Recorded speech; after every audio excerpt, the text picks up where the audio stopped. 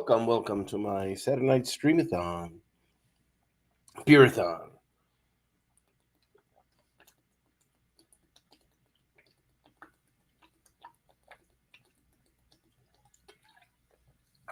I know, I know. It's just water, but not to worry. I gotta see this focus thing, but I'm gonna have to work with that, I guess, manually. There we go. We're on focus now. So anyway, bad lighting. I think so it just needs a little bit more lighting. Try to move this a little closer. Yeah, we're good. Anyway, so yeah.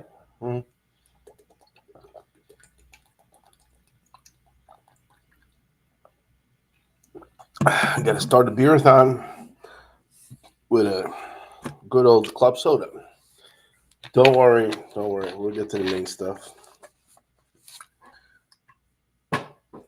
Leave that for the broom. I'm going to also start my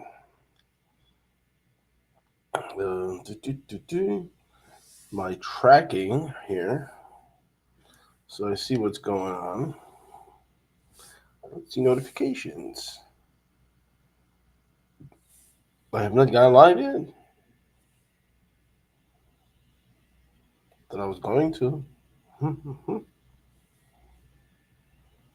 I live? Am I not live? I'm not live. Why am I not live? Oh,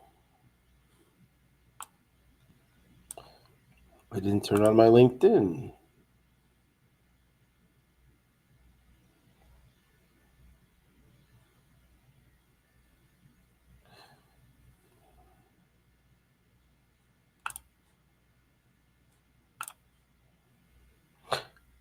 Oh well, here we go. Yeah, it was I thought I had it on, but anyway. So I just had my seltzer for the YouTube people, and now we are live on LinkedIn as well. And well, you missed the fun of the water, but you did come for the right amount of at the right time for my yes Yingling Lager. Let's see if I'm live on LinkedIn yet. That's why I always want to have some monitoring or somebody watching it, seeing if I'm on live or not, or this and that. Yes, now I'm live. Very good. So, if you want to catch the start of me drinking seltzer, well, you got to go back to YouTube. I haven't done this for 2 weeks now, so I kind of came out of practice. But beer makes everything better. So here we go. Oh.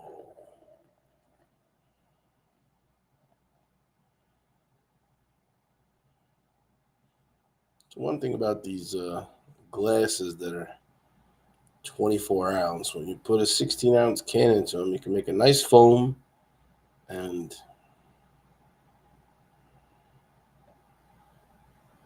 the head just comes out so perfect. Wow. All right. Try to teach the bartenders to give me a nice little beer with head, but sometimes it works, sometimes it doesn't. Anyhow, so let me turn on my chat here as well so I don't miss comments. And cheers to Saturday night.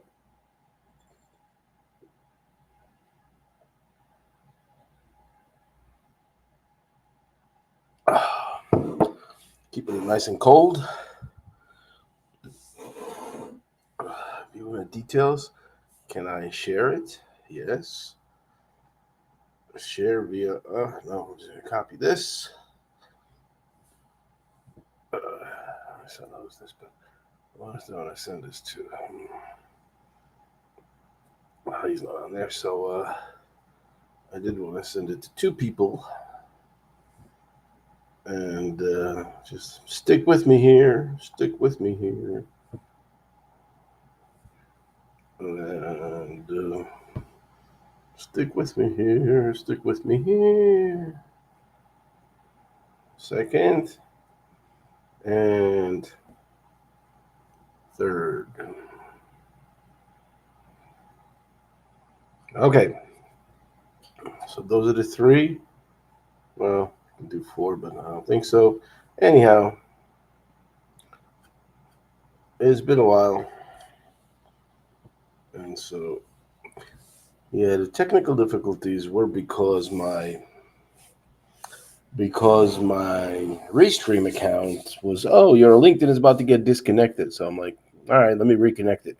As I was reconnecting it, it did not go online. So I'm looking at the icon here, and it just says, "Oh shoot, you're only streaming to YouTube." So the first 2 minutes will be on YouTube. What's new with everybody? Moment of silence. No, it's been an interesting start of the new year. I must say for sure. And my son up in Bloomington freezing his butt. Even in Raleigh, when there was a 10-year snowstorm in Raleigh, so there was a lot of stuff going on. And I do have a list of things. I did make a list just now. That's why I also started a little bit after 10. I was making a little list of um, of topics I want to talk about. Well, the biggest topic I think was, and I'll be focusing on that as well in my. Well, I did do the carousel yesterday about it too a little bit. I had a very strange meeting this week. I guess I shouldn't be surprised, and I wasn't. It just was like I'll go through it because I promised it, but and I'm like, you try to talk to other, let's say, creators, but you run into a lot of salespeople, and the salespeople that are just selling BS, I guess you can say. And so I met with this guy. I'm not gonna, like I said, I don't have a habit of naming names. I just see things, I comment on them, but I'm not gonna start a war over it or bad mouth and bad rep and this guy's the worst ever. No. But the strategies I'll talk about because they're fun to talk about. And this guy's got like 10,000 plus followers, and so we get on the Zoom, and he's like, "Let me look at your LinkedIn." I'm like, "Okay, well, let's talk about it." He says, "Well, I can provide massive growth for you. That's a massive growth." I'm like, "Okay, and what are your plans for creating this massive growth?" And he's like, "Well, the first thing is on this banner, you have these small little letters. I'm not gonna go through the whole 25 or 30 minutes, 27 minutes or something that Zoom lasted." He's like, "You have all these things. I'm confused." I'm like, "Well, what's the biggest letters on the banner?" "Oh, well, websites." I'm like, "Well, then what is so confusing about that?" "Well, you have all this other little stuff on the bottom." I'm like, "Nobody ever reads that. So what are you worried about?" "Well, if nobody reads it, why you have it there?" I'm like, "Because of LinkedIn?" He's like, "Because of LinkedIn?" I'm like, "Yeah, because of LinkedIn." He's like, "Why because of LinkedIn?" I'm like, "Because of LinkedIn." He says, "LinkedIn?" I was like, "Yeah, LinkedIn. Yeah, that LinkedIn. Not just because of being on the platform, but because of the company called LinkedIn." He's like, "What do you mean, like for SEO?" I'm like, "Yes, yes." He says, "What do you mean, like keywords?" I'm like, "Yeah, exactly. I mean, the words matter because guess what? Everybody's got an OCR now, especially with AI. Everybody in their phone now. You could transform images into letters in an instant. So, you want to have these little keywords under there because I'm like, I'm going to look at the profile now just to read it off because I don't know it off the top of my head. But I don't want to switch to this tab. I'll go here, LinkedIn feed, and on my profile, it's funny. I guess I'm going to share it. Why not? Uh, Share screen. Share this. I guess this one. No. It's easy as everything, so I guess it's this one. Anyway, share. And it was so funny because you look at my profile and it says right here, it says, I build high ROI websites that reach new markets, web design, SEO, LinkedIn, social media, ghostwriting. And he's like, "This is confusing to me." I'm like, "Well, listen, what is confusing to you?" I mean, I do web design. That's part of websites. SEO is part of websites. LinkedIn is where I market my websites and my skills. Social media, that's part of SEO.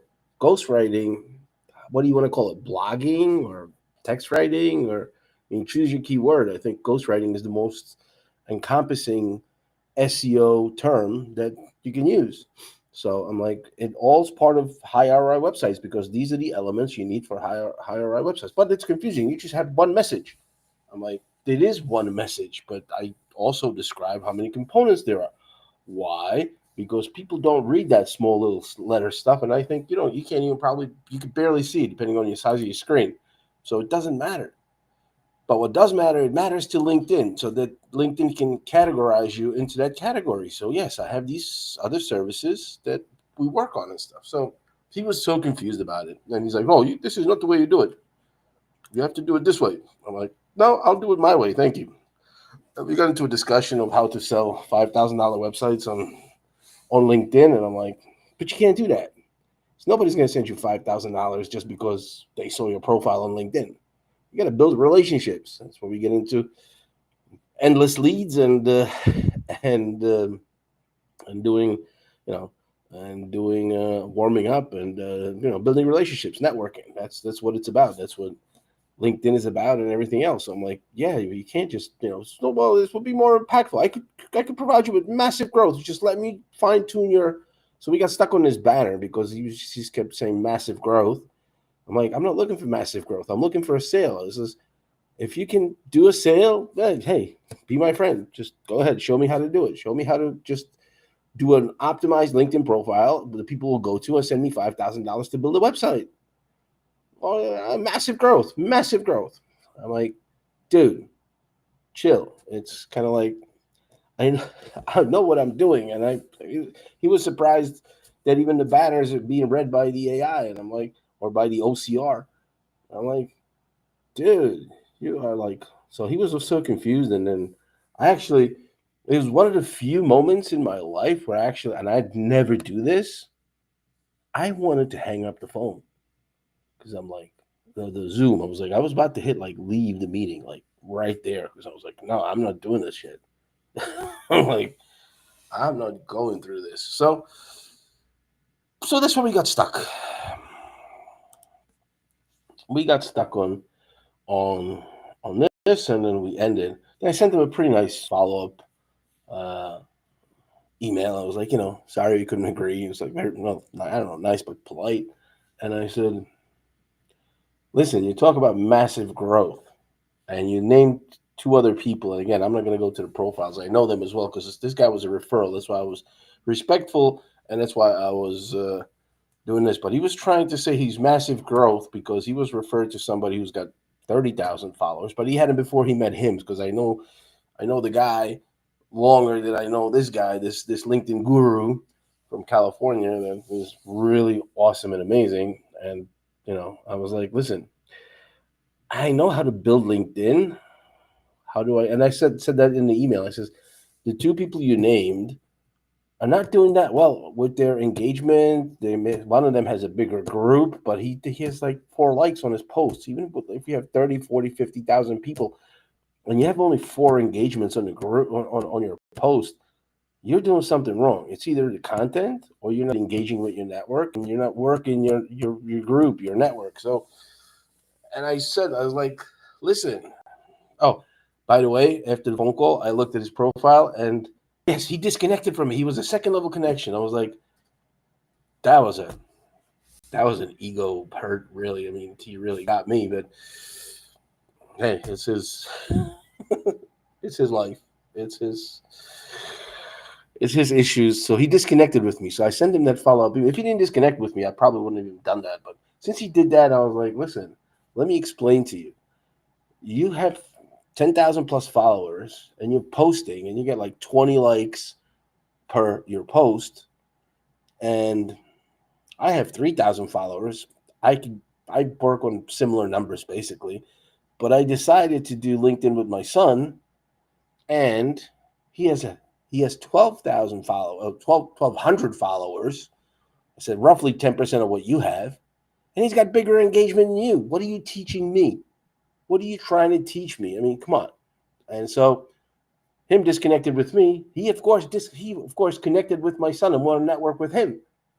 I was like, what a scum move, man. Well, you got to really be some kind of a used car salesman to like go for that kind of power move. I'm like, what is he going to try to sell my son? I mean, he's, So I sort of said to my son, I was like, you may want to meet with him just to make fun of him, basically, just to like put the power play on him. Like, dude, what are you teaching me? You get no engagement. Like, you want me to teach you? Yeah, you send me $400. I'll show you how to get engagement. Moron. So anyway, that brings me to the point that I wanted to say, and I mentioned that in my carousel, and it's part of my Sunday Deep Thought series that I'm going to be putting out tomorrow, and it's about massive growth. And so, like, the fact you learn one word and you're supposed to have a LinkedIn profile optimized, and you put one sentence here, two sentences there, and you think you could like sell that LinkedIn voodoo magic shit. Like, come on. So be careful with the false prophets and stuff. If somebody has a huge number of followers, it means absolutely nothing. It means absolutely nothing. Even 1 million followers, it means nothing. If people are not reacting, then what the hell is the group good for? Oh, I have the big numbers. Yeah, it's good on YouTube because need to have qualifications for profit sharing. But, for LinkedIn, it's about quality. It's not quantity. There's no superstar on LinkedIn that will, oh, yeah, now he made it to 200,000. Let's give him a $50,000 bonus. Or, yeah, we'll give him higher profit sharing. So, I don't know. That was my experience this week, and it's something I want to cover and tell you. But thank you, Mark. I see that comment, and yeah, I'm switching to from animals. I'm switching to fantasy, medieval princesses, and stuff like that. But yeah, we'll be switching back and forth because even in the fantasy world, you're gonna have some animals and stuff. So I'll try to bring sort of closer the ideas of networking and how to build and stuff, and kind of make parallels with the animal world or fantasy world, and kind of make it more fun because the year 2025 is all about fun. So it's kind of like, listen, I'm just, I'm here to have fun. I've built my network to 3,000. It's growing now somewhat by itself. I do one networking event a week that I attend steadfastly. It's Monday mornings, and it depends on time zone, but right now I'm in Eastern, so it's 11 a.m. Eastern time. The Good Business Karma, that's where I met Mark too. So, yeah, I just connect with people. But then I'm looking at these networking guys too, and this is something about networking. It's people that attend like 6 or more networking events a week. I'm like, geez, do you guys ever work? Or you just get sponsorship and then you just go to networking events, and maybe you could wear like an Adidas logo on your shirt or something. Or, I'm at a networking event. So I don't know. I mean, the events are great. Like I said, I attend one a week, and that's fine for me. And I try to attend another one here and there just to get an idea of who else is doing what and how. And the ones that I attended so far, I was not happy with. And so I still say GBK is number one. Mark, I'm sure, will agree with me because that's where we met. And then we did that webinar together too. And yeah, I'm hoping we could do another one with Mark in the near future about some specific topic. But we got to pick the topics, right? And I didn't have time to do the webinars now. And we do have the RSS channel as well, the podcast, everything that I make. Not here, not these Saturday nights. Saturday night is about fun and beer. I mean, cheers to that.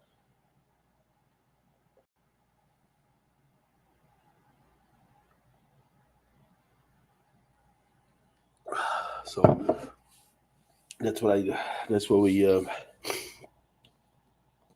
This is just Saturday night fun, but yeah, Fridays is the webinars, and try to have them on some decent topics and stuff, and preparing the the LinkedIn course I'm working on, and yeah, this is a great story into my course with the guy that sells me massive growth. I mean, that was and the nerve that he actually goes and contacts my son. I'm like, yeah, that's cool. I was hoping for that, and that's why I sent him that email afterwards. But um, but yeah, the LinkedIn is fun, and you get to meet a lot of fun people. But don't keep it online. Don't keep it on the platform. Online, yes, but not on the platform. And if you can do an off-platform thing, hey, that much more power to you. That's where you build relationships and in person, one-on-ones, and discussions that nobody else sees. I mean, in my life, I sort of,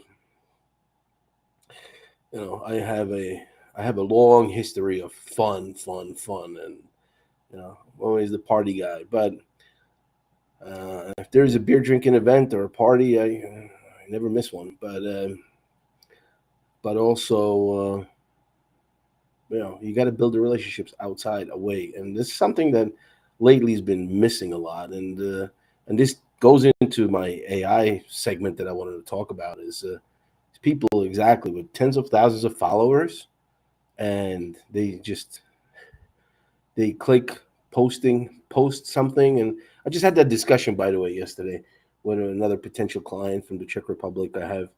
We've been talking. I don't know if we're going to do something together or not, but I told him my options and prices and stuff, and it's up to him to decide. But he says, I can, I sell this, that, and the other stuff, and I'm like, yeah, and I can just post everything to the 12 social media channels that we have in the company, and I'm like, but he's been around a couple of decades, and so his business is set on the personal relationships, a lot of it. So. Uh, you're right. It's better if you just take it off platform different ways. Absolutely, absolutely. And this is what I'm about to now saying is, uh, we talked about it, and I told him to be on to use this AI stuff, and then you have people talking to AI and AI reacting to AI, and you never build that relationship. You probably can make a couple of sales, but you got to go by volumes. But the personal touch that you need to put in is a completely different stratosphere and atmosphere and ionosphere, and it's completely different programs. But the thing is he says I can just create a post and put it on all 11 channels. I'm like, yeah, you could put it on 200 channels. That's how many social media platforms there are, about 200, 250 or 240. I don't know, they keep adding, and some of them keep disappearing or being taken over and stuff. But you could put it on the social channel, but unless it's specifically targeted at a certain topic or at a certain group of people, it's uh, it's not going to have any impact. And if you just post and ghost, sort of, which means just I posted and let people tell me what they think and stuff. No, no, no, no, no, no. Be Don't get too into just reciprocation for the heck of it, but be polite and be human and engage with if somebody says something, like it, comment on it, not as a mandatory, thing, but if it says something to you, don't be afraid to engage, because it's not about the engage. When you post, what the percentages are, I don't know the numbers, but they're pretty low. You post something, a group of, you have a network of, let's say, in my case, 3,000 people, and LinkedIn will only show it to two types of people, and it will be only the ones that you engage with regularly. They, well, not that you leave a comment on theirs, they have to leave comment on yours as well. But if they do, LinkedIn will show them your post more often. So it's kind of mutual. But if you leave a comment on their post, people that comment on that person's post will see your comment and will see you and can get closer to you. So, and it will see you, and it gives you visibility. Now, to do it just for the sake of reciprocation and stuff, it gets redundant after a while, because you only have, again, a certain group of people. But so this is one group of people that will see it, is the people that they really communicate with you, and the second group is just your network at random, because of course the algorithm always tries to show different things to different people based on their interests and stuff like that. So to promote the boosting it, and what happens is they, I think it works out to like 4 or 5% of your network will only see it. You know, I mean, once upon a time, I remember I was on a radio station and we had one of the top dance radios in Prague, and I believe this was the early teens, so like 2011, 12, something like that.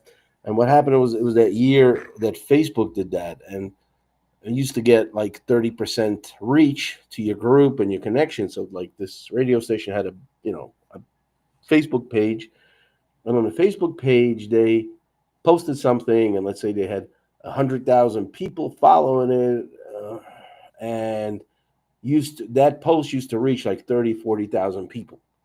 Then all of a sudden, just like that, the Facebook algorithm said, "No, we're not going to show it to 30,000 because we want you to play." So they will they choked it and they narrowed it down to like 7 or 8% from 30 all overnight. Just went like boom, and they were like, "Oh, we have to pay now." So they started paying some, but they started making more engaging content. That's when it was important to like ring the bell and follow to make sure you do this. So that's one other option. Like people are really just to see all your posts, they have to ring your bell. But I'm not even sure if that works in 100%. But it definitely increases the number of people you reach. But I think LinkedIn's right now about 4 or 5%, maybe, I don't know, maybe 7. But if you have 3,000 people and you're only going to reach the ones that follow, that regularly comment, which is usually like 5 to 10 people, and then the rest of it, the algorithm will take care of at 5%, let's say. So 10% is 300. So you're going to reach about, you're going to get about 150 impressions. And that's basically what it comes down to. And that's what I have right now is between 100 and 200 impressions, depending on how much I engage with people. But by engaging, you definitely increase this a little bit more. So, and the engagement then decides on the number of impressions. It's a little bit more complicated, but definitely, it's definitely something. You just can't post anything. Back to the original conversation is my train of thought is you know with this guy, he posts to 11 different channels, and then he's like, "Oh," I'm like, "But it's not gonna have any impact, really." I mean, it's good for SEO because you have something that links back to you or something, with your name or something, and yet you do have content on your social profile, so which is always good for even for SEO for websites. But in terms of sales and reaching people and getting your idea out there, it's really not that that much fun. So I said, I can help you with LinkedIn if you think LinkedIn is the best one because YouTube is probably more expensive than LinkedIn to create good stuff, and Instagram is something for him. But again, that's something you would need the engagement and stuff. But if you're looking for professional sales and stuff, you need really LinkedIn.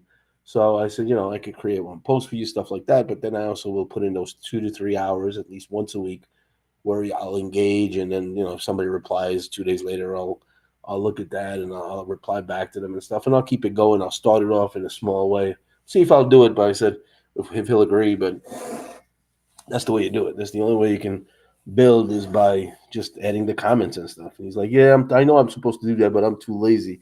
It's like you're probably not too lazy, you just don't have the time because that's where the expensive part of social media comes in now. Is you need to hire people to do that. And by the way, with John Javier, the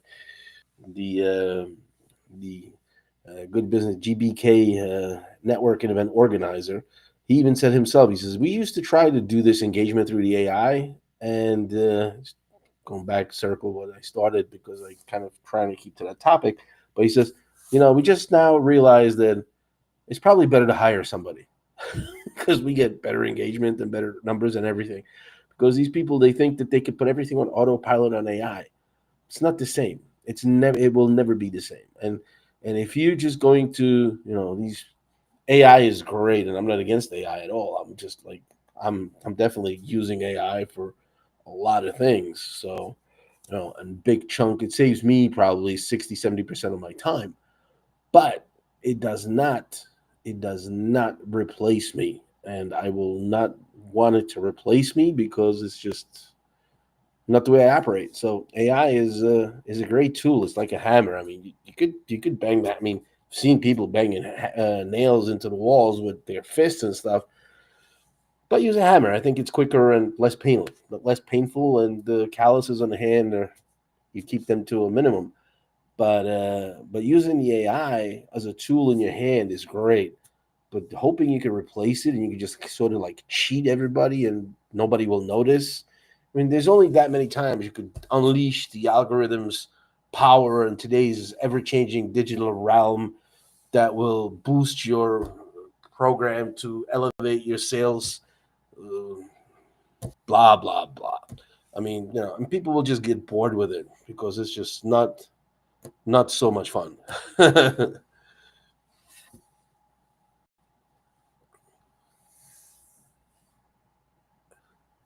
Mark has a comment on this, and it's I can read it for if it ever goes on podcast. I make a video out of it.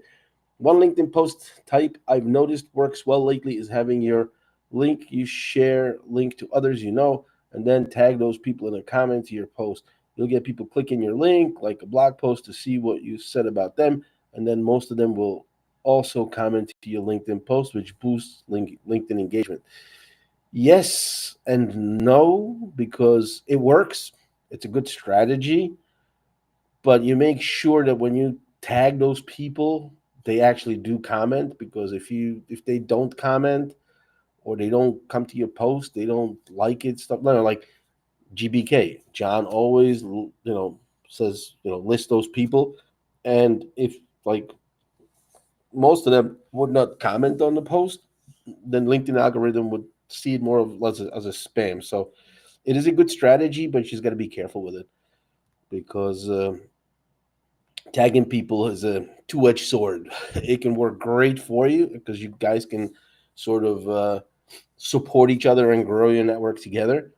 But if the people won't react in a sensible time, I mean, they don't have to react in 5 minutes. But I think like within 24 hours or so, because even people, this is the other strategy. People say, well, you got to comment like immediately, like right away. You got to do quickly as possible. I mean, I guess it helps, but it's not. It's not the must do strategy because just there's a lot of BS on LinkedIn and a lot of stories and a lot of times those people that sell you the BS will just try to sell you their program and they'll tell you, well, this is how it is. I know. Today I saw a post. Hello, Freya, if you're watching, if you're going to be watching soon, because I know it's South Africa is a little ahead, but not that far ahead for you to be up probably still. But she shared a post today, and a guy there was he said the LinkedIn algorithm changes every 60 minutes. I'm like, I don't know how he knows that it changes every 60 minutes. I mean, why would they even do that? Why would they want to change the algorithm every 60 minutes? And he said, there's not one algorithm, but there's 12 of them. And I'm like, I don't even know what to do with that one because there's only one algorithm. It's got tons of variables in it. And I did post in history, and I could do that again, what it takes into account. And then you got to take that list of variables and they give it a certain percentage or weight, so called, right? So like something is like, oh, it's 2% boost, 4% boost altogether. It's going to come to 100%, of course, or something like that, or maybe even 200%. I don't know, but it just has a total number, which you get boosted by at most. And if you if you stick to it, if you get as many of them as possible, like, but why would they, and there's like, and I think it's like 30 or 50 of these variables. But if you stick to those main ones that like, for example, don't make it too long, try to increase screen time, which is always number one in algorithms, is, just stick to the main ones. Just be polite, create content of value. Don't use the same words all over and over again. Keep the sentences short, structure for the uh, for good writing. I mean, just like I posted a couple of weeks ago, is you want to use AI well to do everything. Well, first learn how to write, learn multiple languages, and take a creative writing course, write for 20 years, and write a couple of books, and you're good to go to use AI. But yeah, I mean, as long as you fulfill much of those algorithm variables, like some of them are even include like did how many posts are there on the same topic, and if you're posting at a time that 50 other people posted the same exact thing, because that's one thing. One thing I notice about LinkedIn is there's like a day of better yourself, eat healthy. There's a day of is doing the same thing on that one day for some reason. If they're copying the ideas from each other, or I don't know how that works, but there's usually like 10 or 15 people posting on the same topic. So if you're posting on something that, let's say, 1,000 other people posted on within the hour as you did, guess what? The algorithm will say, listen, I can't push out 1,000 posts on the same topic, so I have to select five. So we'll select the five that are the best ones. Are you among the best? That's to be determined. You don't know. But if you post it at a time that the algorithm has nothing on that in that sector or that industry or topic, yeah, you'll get a lot bigger boost. But how do you know how many other people posted on the same topic? Come on, like people, I'd be like, no, no, no, this is the thing. It's going to be engaging and stuff. So there's a lot of variables you really can't control. Time zones, holidays, and the same thing. Like what the other video the other day I seen is, I said, people tell you, oh, you got to post at the same time every day. It goes 9 o'clock in the morning, and especially in America is a great point too. It's like, well, yes, 9 o'clock in the morning could be a good time, but what 9 o'clock in which time zone? Because there's how many hours? How many time zones do we have? So how many 9 a.m.s are there in the world? Well, yes, 24.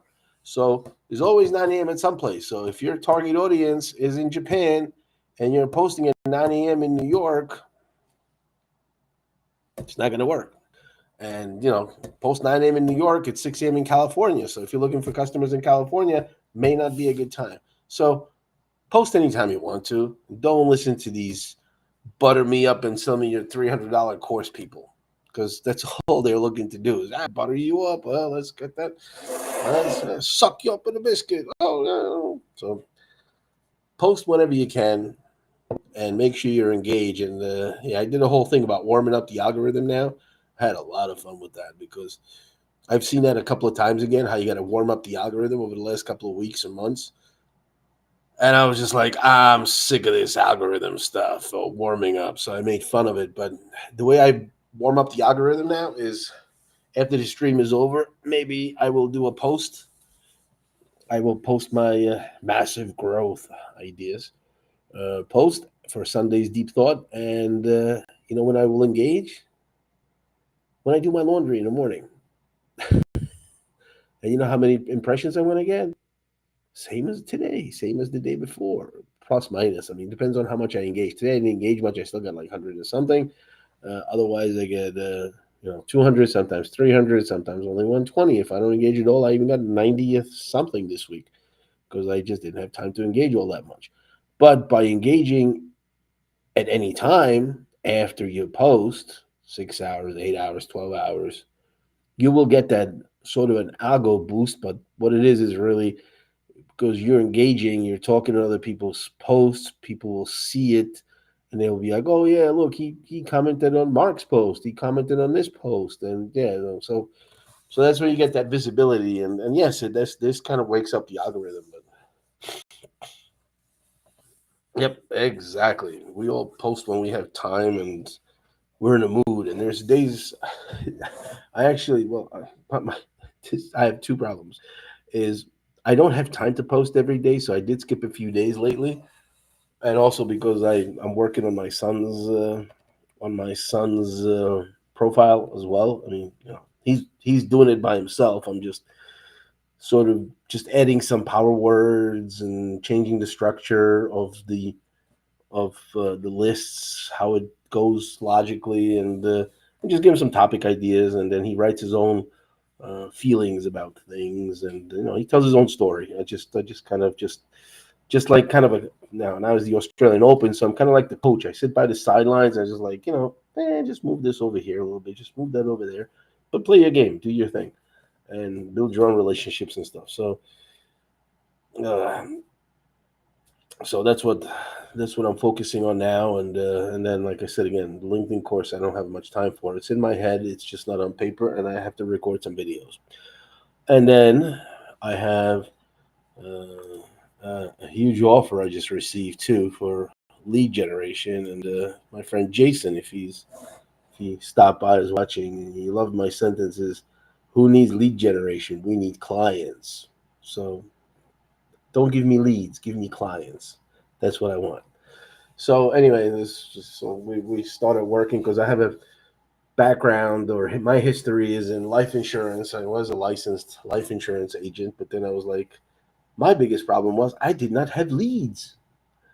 And I was like, I need leads to talk to people about life insurance. And I was like, but to do the whole thing is to build another company, basically, or build another idea or something. I'm like, you know, I don't only need to build leads and for the life insurance, but let me do that as a business because I've been in digital marketing for 20 years now, doing it for my own companies. And so I was like, yeah, let me start NC Web Dev. Once that's built, and once I can, have a certain group of people and I get clients and I'll show people what I can do, then I can get back to life insurance. And so one of my partners, friends from the years past, my life insurance thing, just called me up 10 days ago or something. He says, no, I'm starting this new project and I want you to be in it because of your digital marketing and because of the fact that you are a agent, although you lost your license because you didn't want to renew it anymore. So I was like, yeah, it's just a matter of taking a test for 20 minutes someplace, and then it's over because they give you, I forget what it is, 3 4 hours or something like that to take the test for the life and health. When you take the two together, it's like 100 questions. So I studied for a couple of months, and now I know it by heart anyway. But I studied for a couple of months when I first got it. I think I did it in like 48 minutes, the test. So I was like, just went ding, ding, ding, ding, ding, ding, ding. You study long enough, you just kind of make time go past faster. So he says, yeah, I know you can get licensed anytime. So I was like, okay, so now we're working on something where we're going to be looking for companies with 100 employees and above. That's going to be my target audience that I'm going to be creating for. And yeah, I'm going to use I have the Globemer LinkedIn page on it. So I'm going to start. I started posting some stuff there, but that's what I'm going to be focusing my time on as well. So there are things that we all have plans, and there's only 24 hours in a day. And right now, it's time to finish my beer and go for a refill, which means we have a 2-minute break.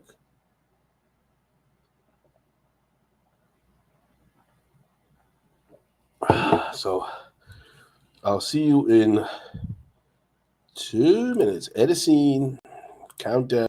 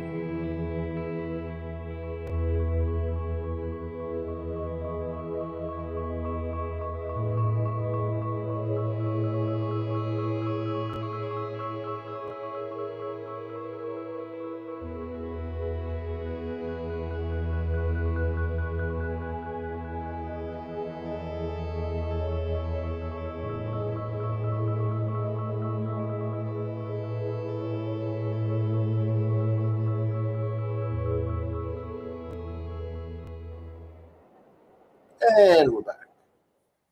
And we're back with a fresh beer. Just the way it's supposed to be. Yeah, Mark says it's exciting. So, yeah, I just want to follow up on that still a little bit. So, I'll be looking for partners and people who could do referrals for companies of, that size.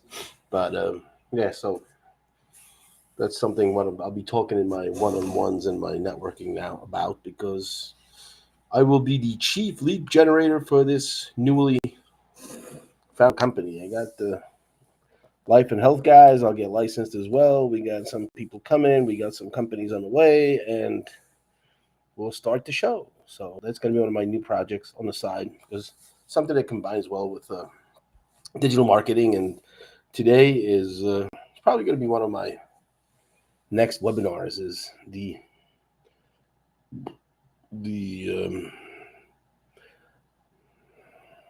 vitality, but it's not. That's a different word. But I'm looking for the right word. The importance or the how essential digital marketing today is. I mean, if you're not online heavily, at least on one channel, your company is disappearing without you knowing it, with a few rare exceptions. But doesn't mean the more, if you can afford it, the more channels you're on, the better. Afford it doesn't mean if you have $1 million in your bank. It means whether your business is sustainable with that investment. So that means you have to invest into digital marketing as much money as you can while keeping in mind that you can actually get it back. And I'll give you an example from the restaurant business is if you have a 500 seat restaurant and every night you're getting right now 300 seats, then will the other 200 seats pay for the digital marketing, for example? So, will that and then once you have 500 is, do you really need more people? Because if you can only cook for 500 people, what's the point of going heavily into something?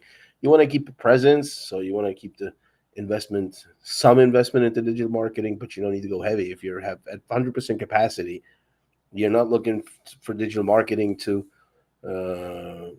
bring you sales. You're looking for digital marketing to give you just an awareness, sort of just branding.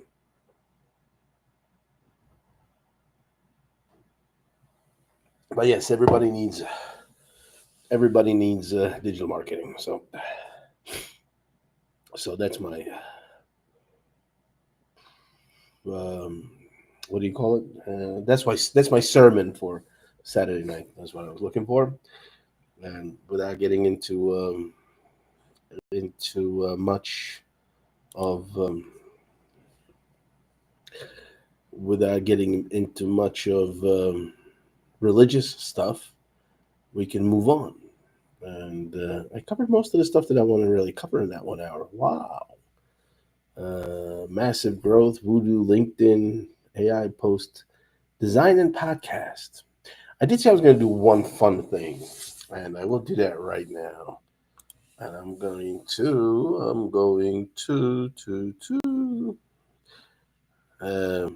yeah, this is, I don't want to show because I don't want to show the people, but I will. There's certain things. Sometimes I will. I make an exception, but here, let me go to my. Here comes the time for my son.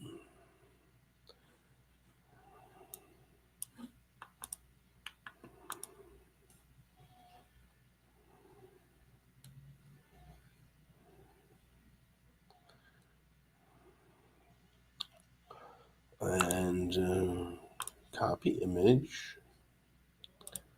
And I'm going to. Oh, yeah, that's right. I have it on the other screen, but. What are we going to do? We'll start a new one here. Airfare view. I'll put that image in here. I want to do a design thing here.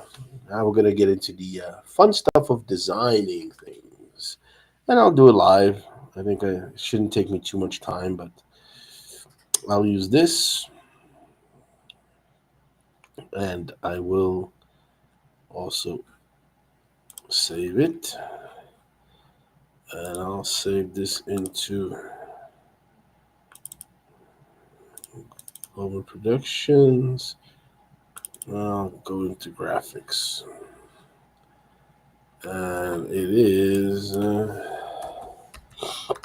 podcast. So, and here we go. So go into Canva, and I'll try to share it. Let's see how that works if you can see it. Because there are certain things in design that, I mean, anything goes. It's design, so but it's about the message that you want to bring across, and I just feel like some people are just too messy. I mean, and even this is one of the reasons why I was asked to come join that company, because they know all of my designs are send the message across, get the message across clearly without clutter, without misinformation, misleading, misguiding the clients. And so I would say I'm pretty good at designing. Although I always have the imposter syndrome, but then when I see other people, I'm like, no, I have nothing to really worry about. But anyway, yeah, let's share this, and let's do Canva, and here we go. I gotta wait 20 seconds, and before I see it on the monitor, it's got about a 20 second. I noticed that when I saw the timer, I was like, it's got about a 20-second thing, but I don't need to see it on the monitor because I know it's there. I see it here. So let's do this. Let's do this. Let's go. This marketing global. Oh, this isn't global, so this will be here. Yep, here it is. Here's the picture, and then we go into graphics and podcast. So let's do an upload. Now, first, we'll create a design. Make this a presentation. LinkedIn picture, LinkedIn background, presentation. Yeah, let's do that.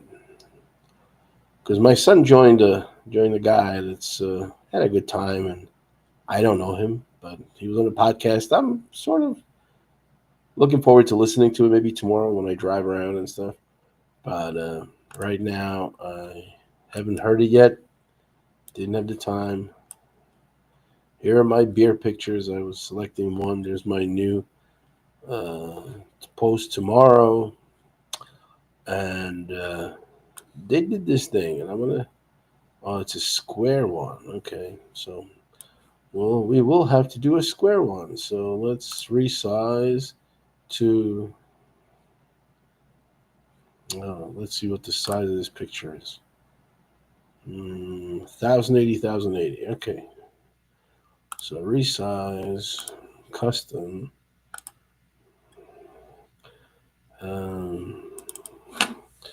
1080 by 1080. Okay. Copy or resize. I don't want to. Whatever. I don't need to open it, but we'll open the second one. But that one's going to be shared. Yeah. Anyway, so I'll shut this one off, and I'll share my other Canva now. Because, of course, when I did the copy, I just want to do it that design, but I did the thing, and so now it's this way. Anyway, let's upload this baby here. And this is the original design that he did. I told my son, I says, I am not going to like that because I don't like the design. So he made a post today that I didn't like because and I'm pretty strict in this. I'm like, no, I only like and follow things, and I comment and I compliment if I actually like it. If I don't like it, I will not comment no matter who you are. And you may get criticism. If I don't want to criticize you, I will not say anything. But, you know, That's the only way you get honesty. It's a bitch. Some people like it, some people don't.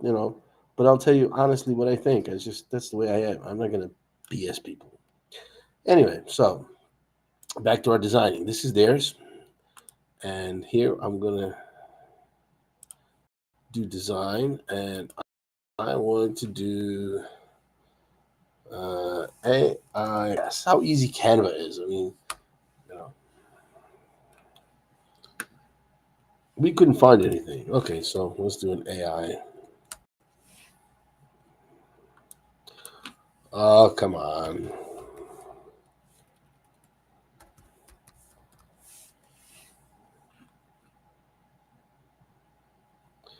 No, I don't want elements. I want this. So basically, we can't use this. Okay. All right, we're going to create a poster. So we're talking about AI, some ideas, future, and stuff like that. So what we're going to do is we're going to use the Bing image generator, and we're going to say create create a poster for AI AI podcast. So let's see what this one will do.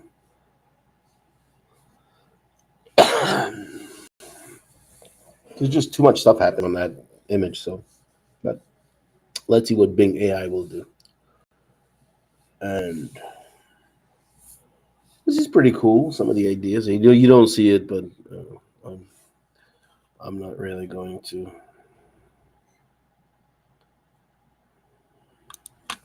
Let's do another one. Create a background for a poster for AI podcast.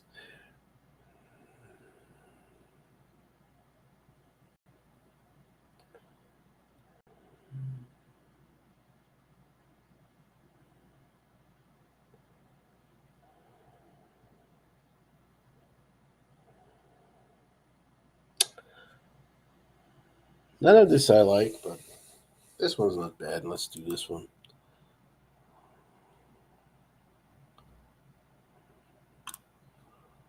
I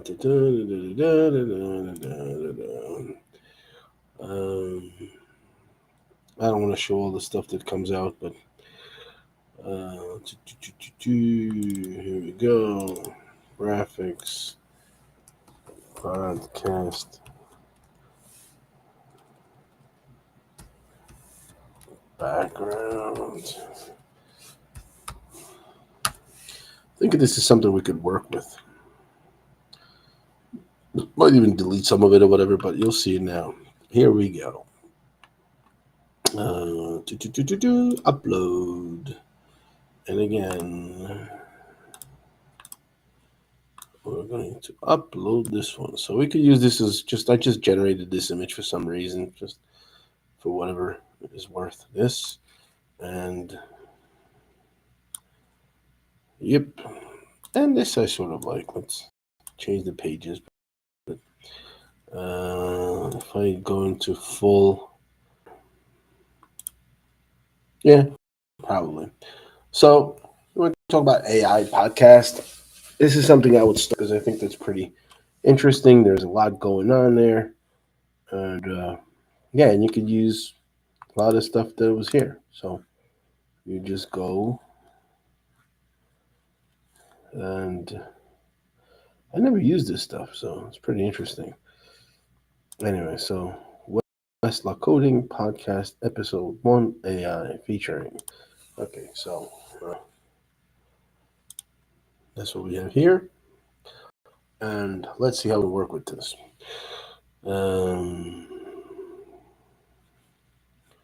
Let's do text.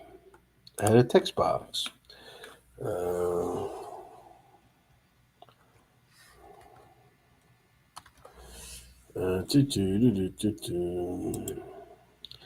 Westlaw Coding. Okay. West. This West love coding, and I think it's going to be all capital anyway. But we could always zoom in, and we can make this capital. I'm not worried about right now about these things, but I will because of the effects. I will do so I can find it. I will do this, and then I will duplicate it and duplicate it because we're going to have 3 different letters here. So 3 different sentences. This one stays, and this one is supposed to be podcast.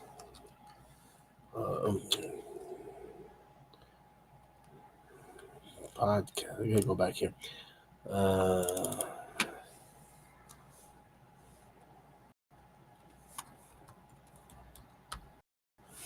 Podcast.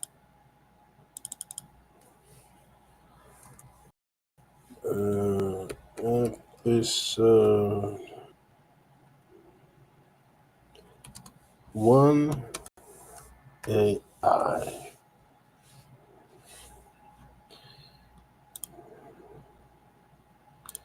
I think the first thing I would do with this is make this a little bit more lighter. I guess you can just do transparent. Right? See, it's so easy. You can just do the transparency here a little bit. So anyway, we'll do that at the end. But right now, I'll just leave it like this. Now here, we're going to make this a big title. So let's give it a 60.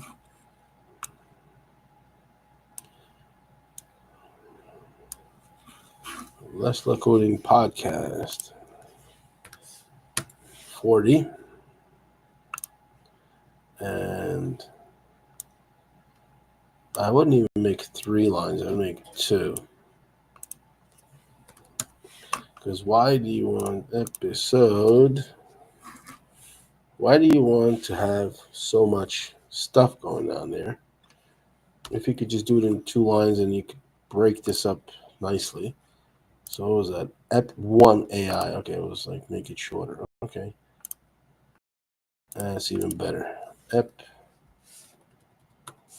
AI. Okay.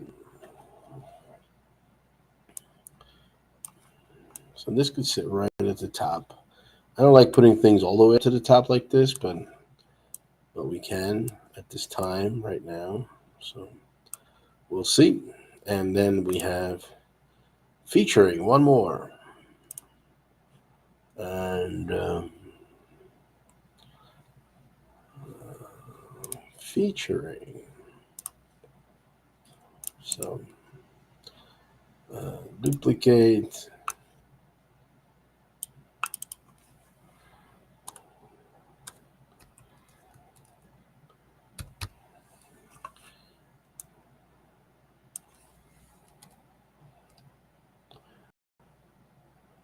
And we'll do another one that says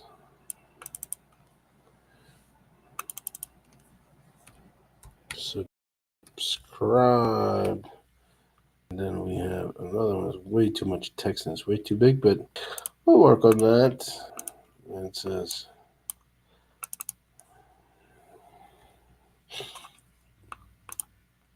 Chris John. Okay.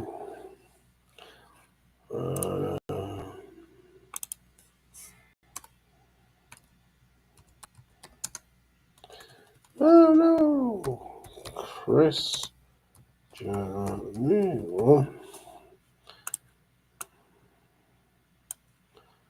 And I feel like Bob Ross right now. Yeah, you got a little happy tree here. Get a little happy mountain here. You know, a happy cloud. The sun is smiling, and you can make a little snow dune over here. Take a beer, have fun, create.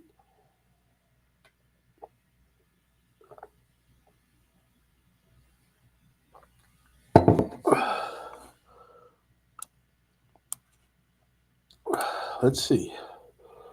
Just curious about the effects here because here. Should be able to use document colors, but are not right now, so we'll see.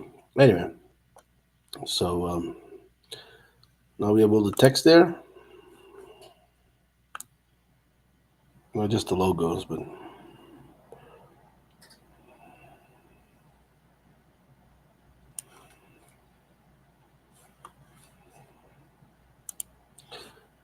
I could just create that logo. And let's use our trusty old Beerathon view. Control 11. No. C. There we go.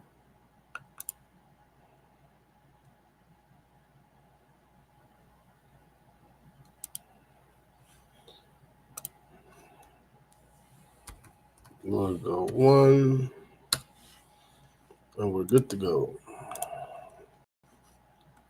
So, and again, we're going to do upload. Upload.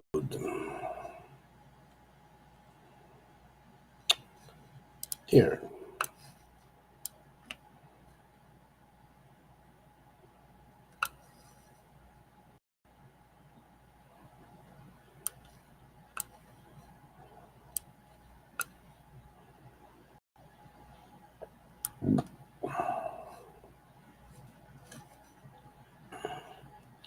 Well, Glober is easy. I got that one right here.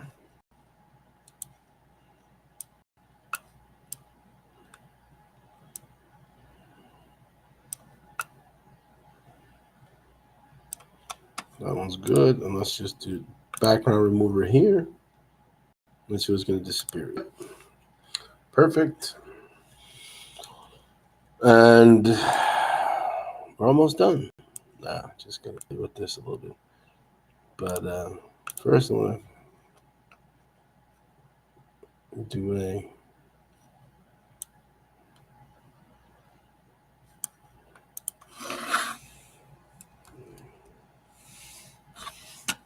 roboto tech font. I mean, there's so many fonts here. You just,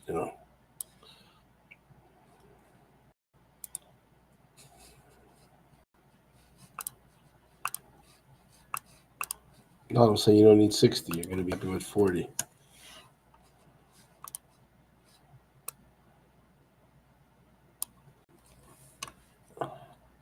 Now we can get into the. I don't want to be here too long with this, but yeah, soften this up and give it some effect.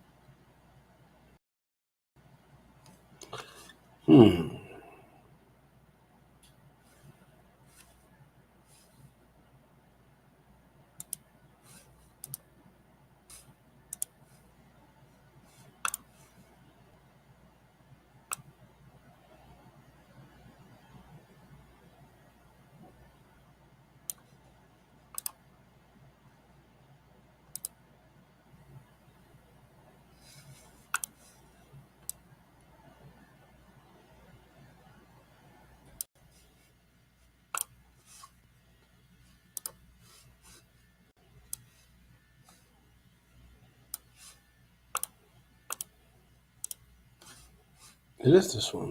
Why the outline doesn't work here?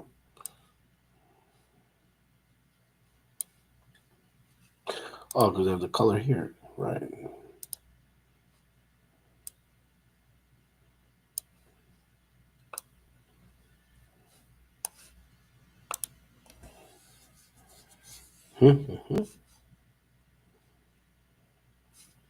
Thickness 50. Thickness 50.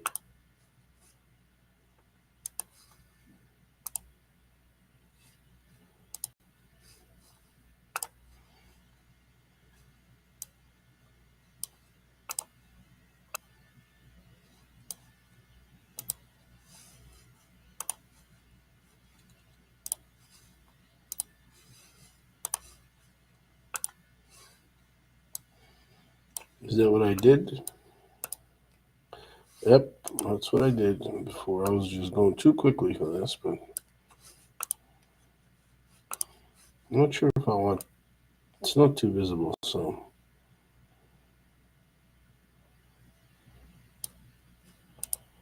this can actually go to 45 now.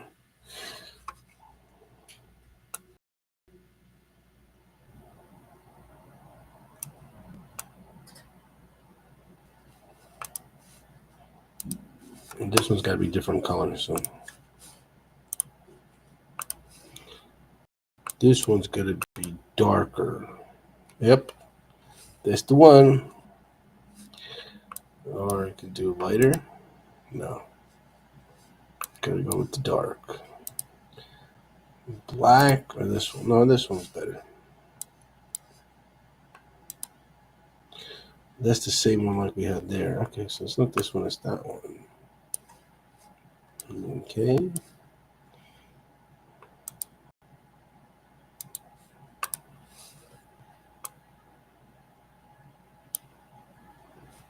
And we're gonna make this just the way it was this one, so just the hell with it. We're just gonna do a copy. I'm gonna do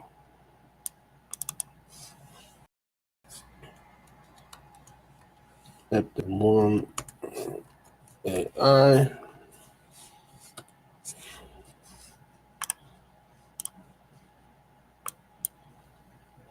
Boom.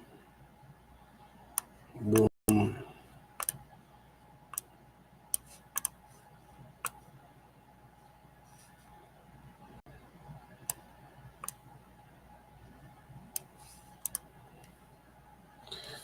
Yeah.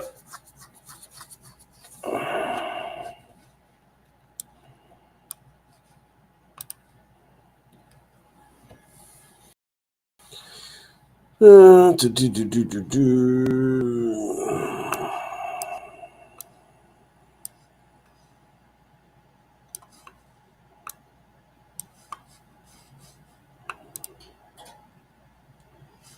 Well, actually, the good thing about Canva is you're gonna have this here, and try to run through this very quickly. I would play around with it a lot more, but right now I do like this one sort of. So let's get into 25, and let's get into the color.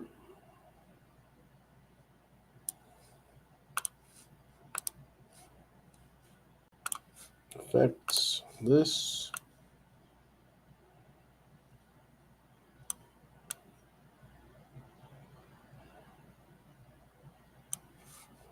Again.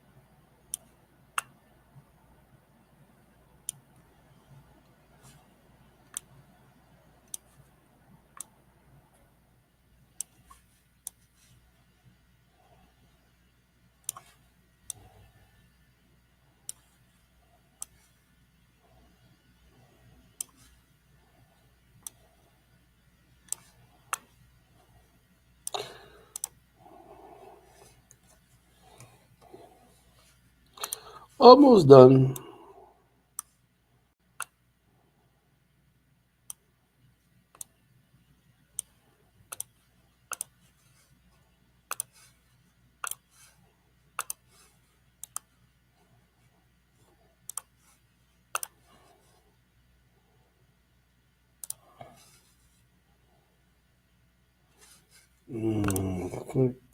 Quick effects. I can copy it or just rewrite it or just do it this way. For me, it just seems to be easier this way. 25. Let's make this 25.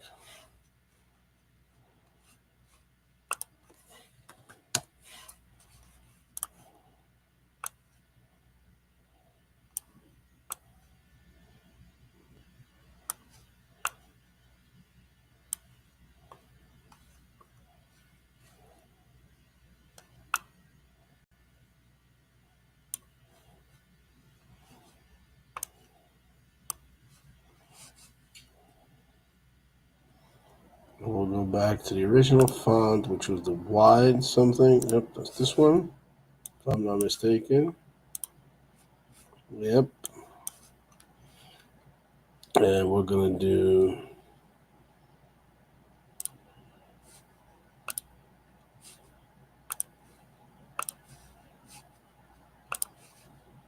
pink effect. And we're just about good to go. So we will do just these boxes now. It's the final touch.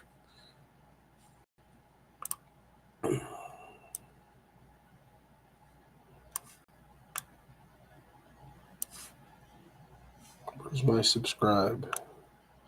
Here it is.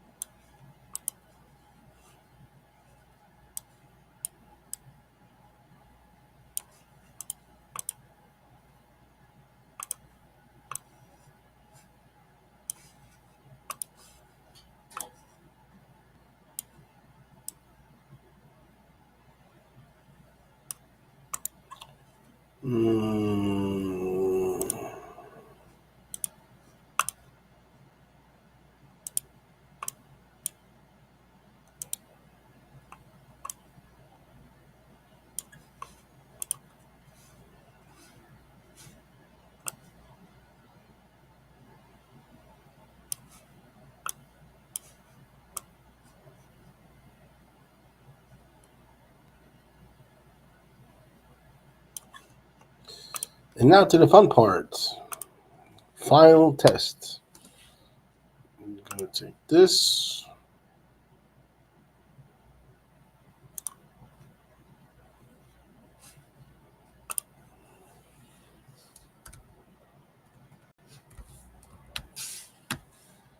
What is it? Profile 1. And now I'm going to do profile 2.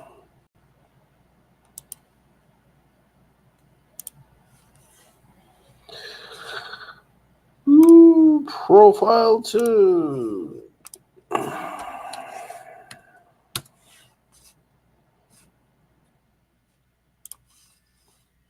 Go here. Upload profile 1. Upload profile 2. Well, let's see what happens.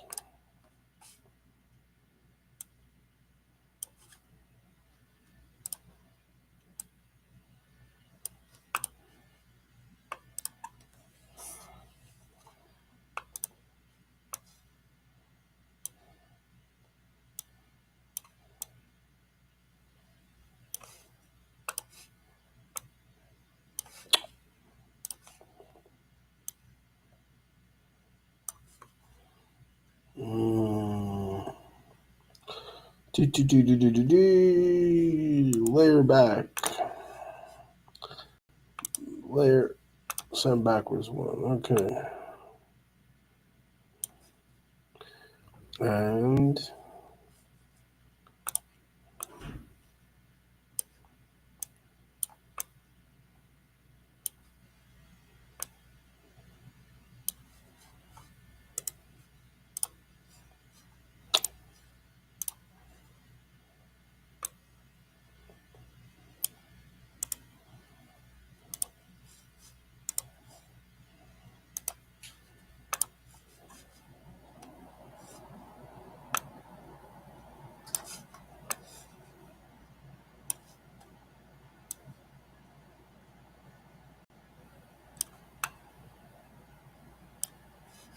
And the background remover. Let's see what it does. Perfect.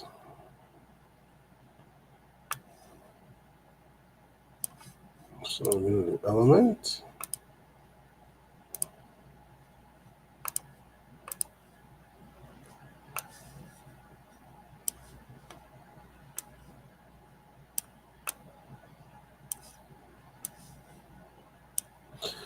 Yeah, that's the one thing about the background remover. It just does. It will do the same thing as it does always, and just gotta do something in the background. I'm thinking, but again, it could just do a circle behind there, so it's fine. You didn't have to do that.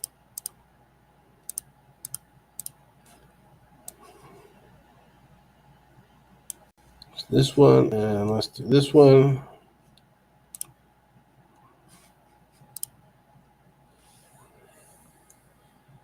And only the upload. Perfect. Background remover. Hopefully it removes the right thing. Yes, it did.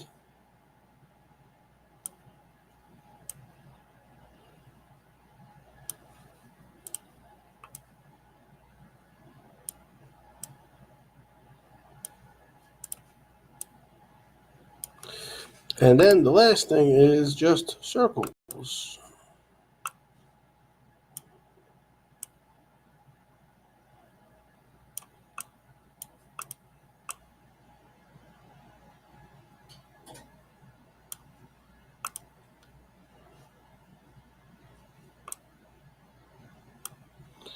And I want to do,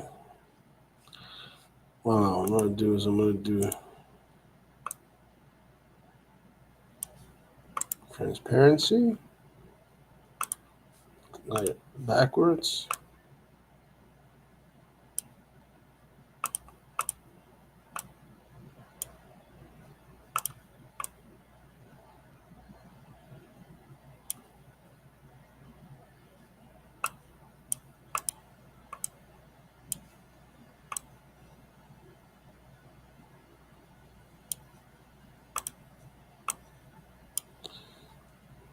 Group together.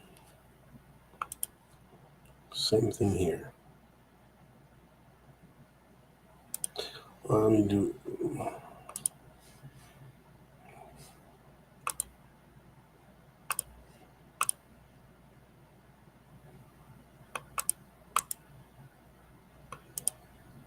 No, I don't want to duplicate that. I want to duplicate the bottom one. So this one I have to send backwards.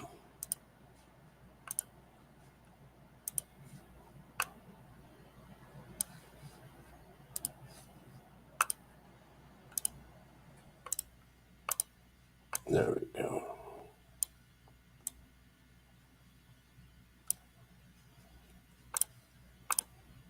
I'm going to cheat here a little bit.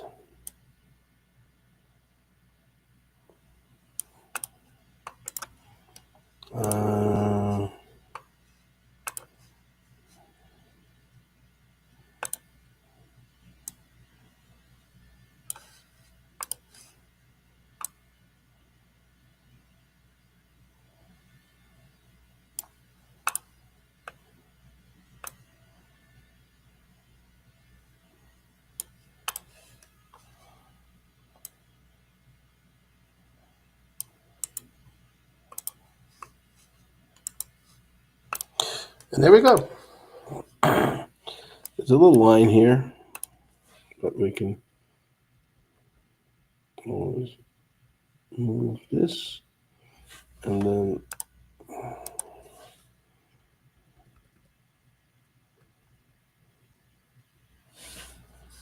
that one's good.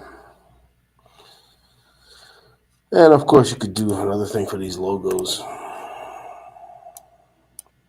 But those I would keep just white and stuff. That one's pretty good. And this one, I would just go white and just.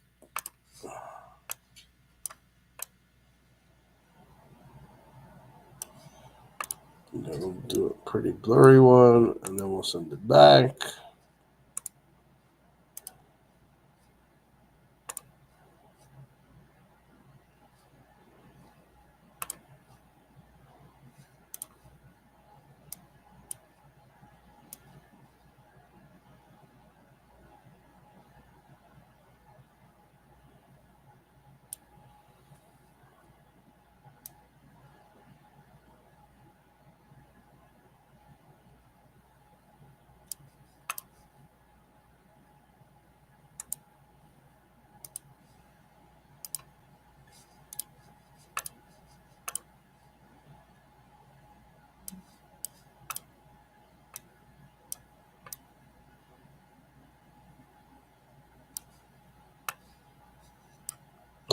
Ah, there we go. Center.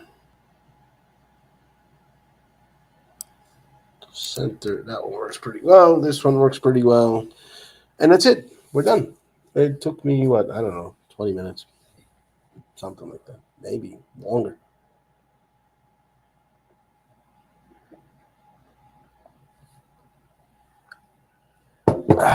So, what do we have here?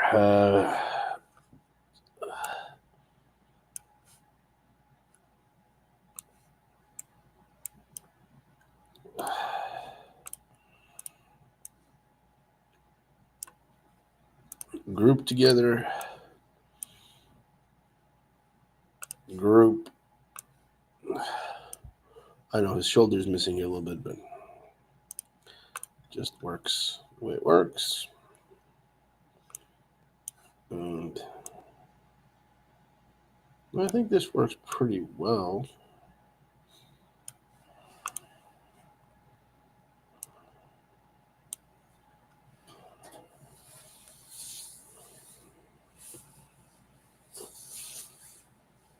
So there we go. We gave it some unity, some cool stuff. Of course, you could again make this a little bit more transparent if you want to, really. But I did like the 55 sort of. So you could highlight this if you want, really. Also, you can make an effect for this one a little bit different. No, just for the A. No, just curious to see if I can do an effect for this a little different. No, it goes the whole thing. So no, we don't need that stuff. So anyway, that's my fun stuff. Creating, and we can export this now.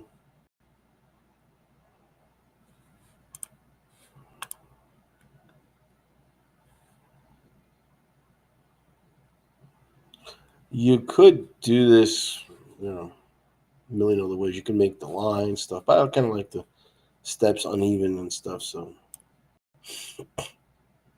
yeah, it's fine. We're happy. We happy. We're happy, Vince. Yeah, we're happy, man. Lines from the movies. Vincent Vega in the house. Nope, I don't want to. Downloading both of them.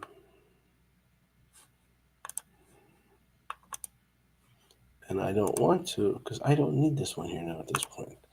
So we'll just do a download of the JPG with 100% quality. And that's it. We have podcast. What do you call it? Banner, image. I guess it's a banner. It's just square, so it's kind of like, I don't know. So let's see what it looks like in full screen. Open up this one that they did.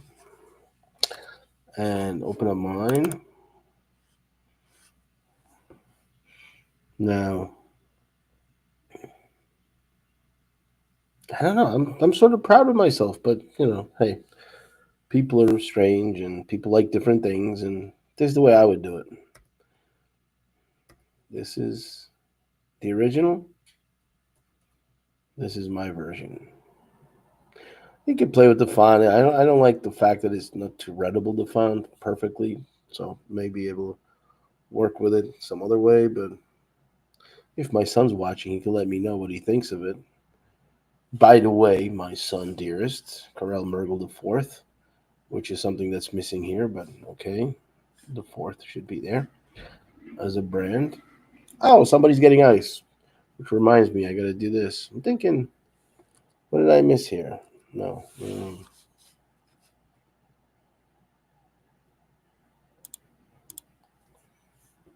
Westland Coding, podcast episode 1 featuring Chris Jaramillo. Did I write that correctly now? I mean, I could just change it to Jaramillo. Yep, I got that right. I got him right.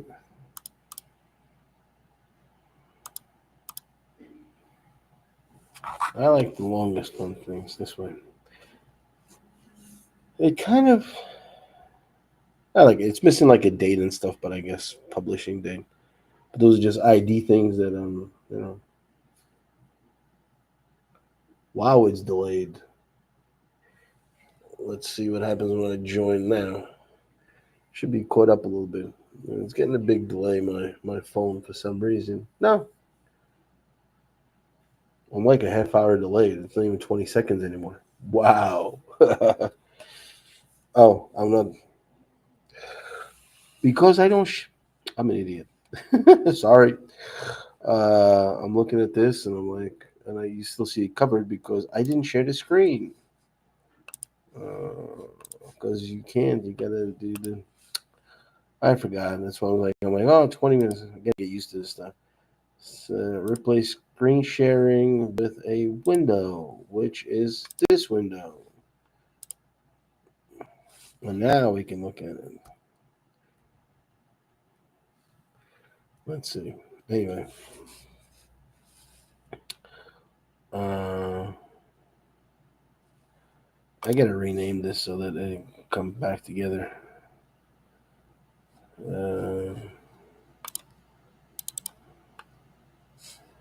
No, I gotta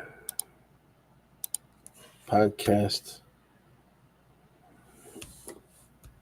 banner 1. There we go. So now when I go to my trusty old thing here, I can just go. Nope. Gotta close this. Gotta close this. Gotta reshare this. I can't reshare it because I don't have it opened. So now we open it. Now we share it. I'm sorry for the technical difficulties because I'm just talking about it. And you don't see what I'm talking about. I'm ashamed of myself. Window, this one. Okay, share. I'm like 20 seconds has elapsed already, so why the hell am I not doing this? So, anyway. I can shut this one off, but this one you can see, all right? And I renamed it so that we can just go whoop. Whoop. A light came in. I wonder who. Is it my son that wants to join the podcast? I don't think so. He's got better things to do. Nope, that's not him. Anyway, so where are we going back to? This. So, yeah. That's how you do refresh of designs. I mean, this design does the job. Okay. Whereas this one sends a message. That's how I feel anyway. But people can have different opinions. But in my book, because I created it, so I love it more, obviously. No, that's not the case, but you just want to have coherence. What do I see wrong with this other design? One font, second font. I don't even know if this is the same font or not. It probably is. So these two agree. This one may be 2. I don't know, but the background image has nothing to do with AI. It's kind of like futuristic. I understand what it went for here, but subscribe yellow stuff. I mean, the colors are not very coherent. So, and yeah, I guess it's the same font. This one is a different font for sure. So this one is yeah. This is the same font. The names are in one font. Featuring is the same one. This one, but just the colors, the cascading colors and stuff. Just yes, sure. Westlaw coding is the top message there. podcast is the next one, and then the rest of it should just follow podcast to me. I mean, make it visible, make it look good, be nice, and that's it. Be all happy. Anyway, I think it's time for beer number 3 because I just love my stuff so much. And it just looks better. It's cleaner. You have actually space here to put something else as well if you want to, but that'd be overcrowded, I think. Although you could probably do you take this block over here and you could move it down some, and then you could put the logo on top, like featuring then the logo and stuff. But I didn't think that would look good because you would have to have the name like you could sort of flip this and so you could play with it. But I think this is nice and clean. This guy is the host of Chris is the host of the podcast, so he should be a little bit more at the top as well. And he is the guest, so he's like here. I just think that that's just so much better. So anyway, I'm gonna send out the invoice for $500 now, and let's have fun creating.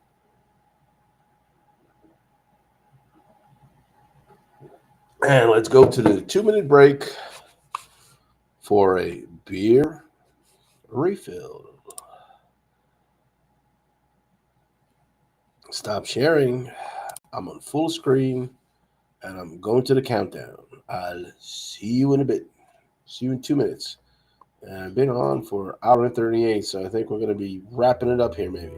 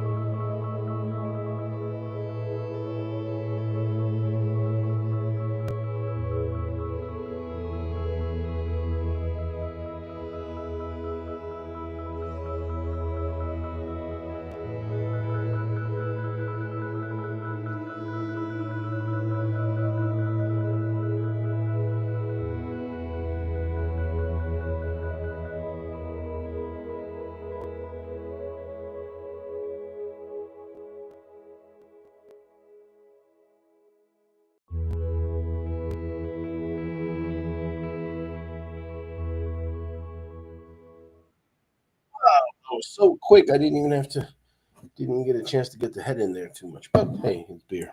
It's good. So we can have some more fun. Let's see what LinkedIn has set for us here. I have 6 different notifications. Viewed your profile picture. Reacted to my posts. Freya! You're not talking to us today. But at least you gave me a like, but I don't see no.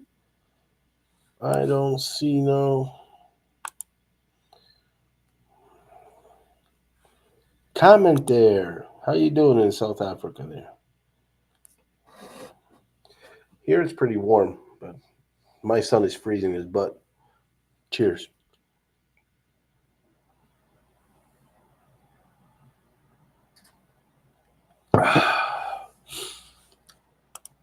Let me send him a text message to see if he noticed design. Did you see me design?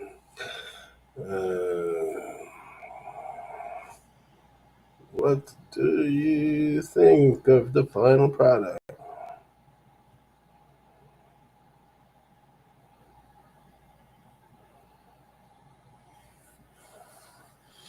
Let's see what he says. Anyway, it was delivered, but he's got some friends over at the dorm, so they're having a good time. Me, I'm just an old loser, just having a beer by myself in my hotel room, talking to a platform with it. I'm keeping very private. I'm talking to a platform with a million people, but anyway, it's like one of those things that I was talking about is you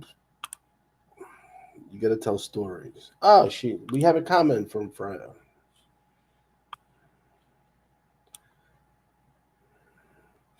Oh, she just joined in the middle of the design, which was pretty boring to comment anything on. But anyway, the design aspect is over. So Freya, what would you like me to talk about, or would you actually like to join me here for a while? Well, although I'm drinking beer, you would probably be drinking coffee in the morning. But hey, anything works. Let me close down this. Let's do West coding. West. I'm gonna. It's West coding. It's not West. It's West LA, I guess. Whoops. Anyway, it's all good. The dude's from California, but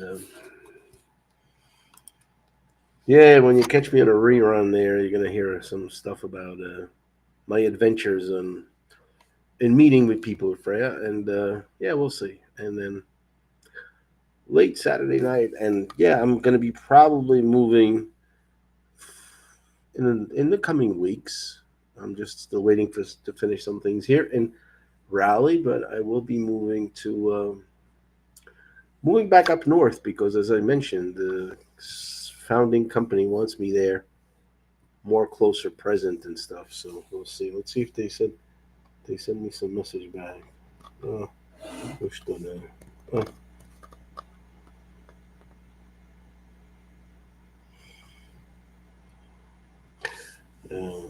I got a text message back saying, "Oh, because I was sending out links, and yeah, I was sending out links to the video, but it wasn't working. I think it's working now. It was working. I don't know. Anyway, what do we have?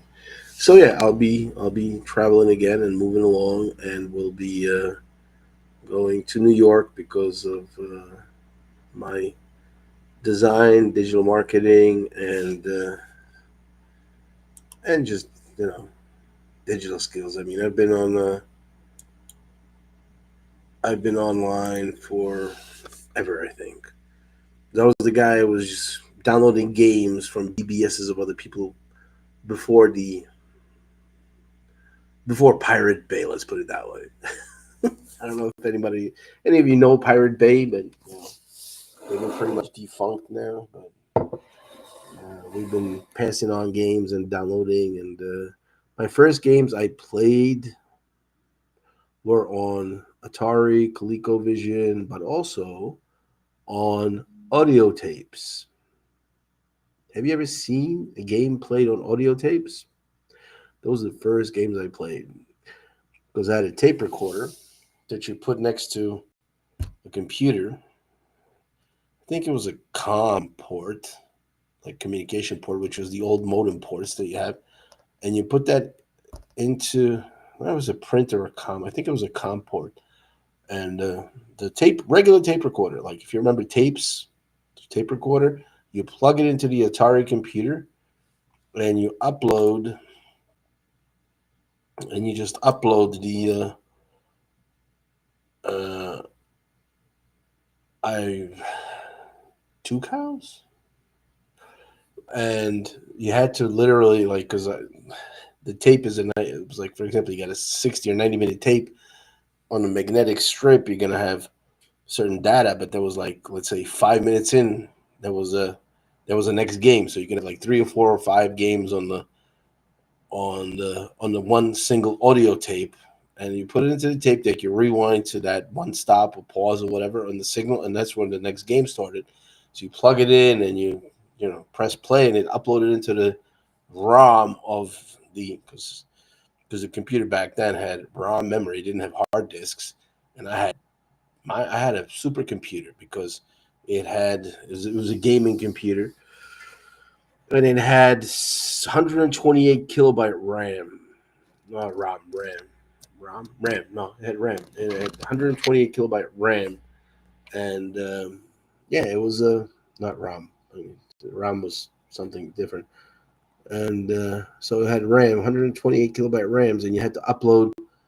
Uh, well, two cows is a yeah, yeah, I remember that, but I think two cows then turned into like registration, LinkedIn domain registration thing because a company because I think GoDaddy or somebody took it over.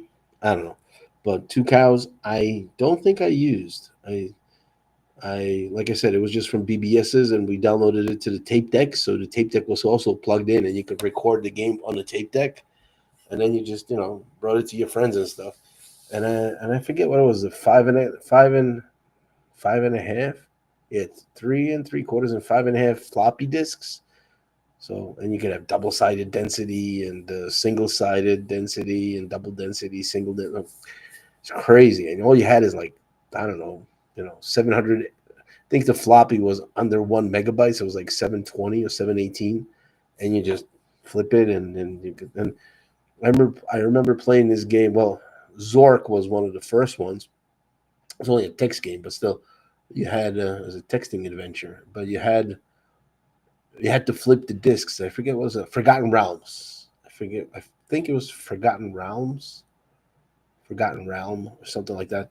And it was an adventure, and you had to different levels, and you go through. It was like one of the first person games where you're just walking through a maze and you watch and stuff. But every time you opened like 3 or 4 doors, you had to. It was on like 6 or 12 floppy disks, and you had to go in, and then you have to go. Oh, now you have to put in floppy disk 6 or floppy or side one of floppy disk 3 and stuff. And I was like, all right, so that was a fun game, but you just had to like keep changing in a floppy drive that you had next to the computer. You had to change that. On the tape deck, it didn't even work because you just had to. I believe you had to have some special thing, like because it was too slow to tape deck. So I think it was only able to work with the external floppy disk drive. But hey, that was fun. And the funny thing was the 128 or 256 they came out with kilobytes of RAM.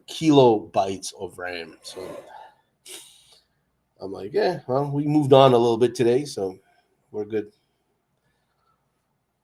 So it's crazy now. You have, well, you want to edit video, you want to do this and that. And it's like, how much RAM you got? Well, I need at least 32 gigabytes. I'm like, yeah, back in the day. Back in the day. Of course, the punch cards were always. Think or pray I would remember those. The punch cards. My grandmother, she worked at some electronic factory. It was I forget what the name was. I don't know if it was Tesla or something. I think it was something else, but it was microchip. And she had like millions of those punch cards that you had to put in, and like there had those numbers and stuff on it. But again, yes, I was programming. That was my first programming language was Basic. I didn't stick to it, but Basic used to do my math homework. So you could still write the opening sequence for your PC in Basic. Yeah, uh, and yeah, because the teachers in high school they gave us the homework to do like 200 equations for homework. I'm like, I know how the equations work. Why do I want to? Why do I want to like do this same thing 200 times if I know how it works?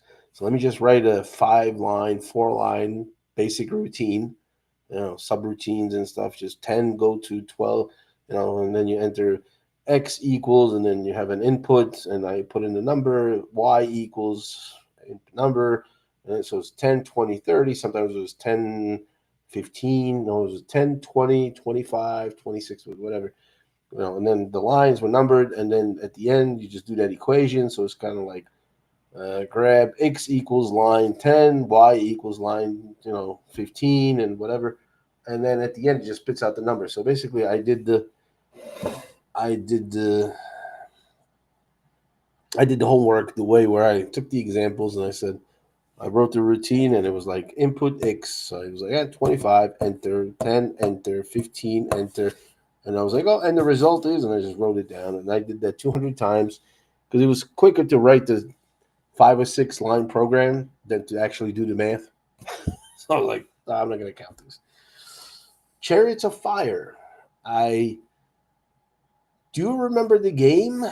I don't remember the name and the game, but I don't remember how to play it and stuff. One of my most fun games before Nintendo, when the Atari, was Race in Space.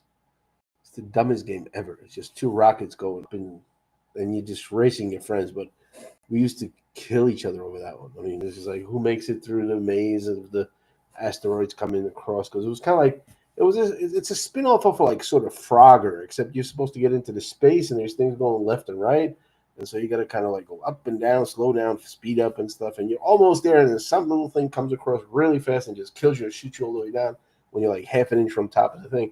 But you were playing on the screen of the TV, so that was pretty good because it was basically those big TVs with the lamps, and you were able to see a lot. So it was pretty good on the televisions. But it's kind of like it wasn't 85-inch TVs. I think the tube TVs were more like, oh no, I mean the music. Every time he switched on his computer, it started doodling. Oh, okay, but that was some weird sound though. That was like, what was it, the eight bit or something? That was, I know the doodling. I was yeah. there is there is some servers that will allow you to like you upload a music and it will give it to you in 8-bit sounds. So I was like, yeah, I wasn't sure what you're talking about, but yeah, now I know. Okay, so yeah, the sounds.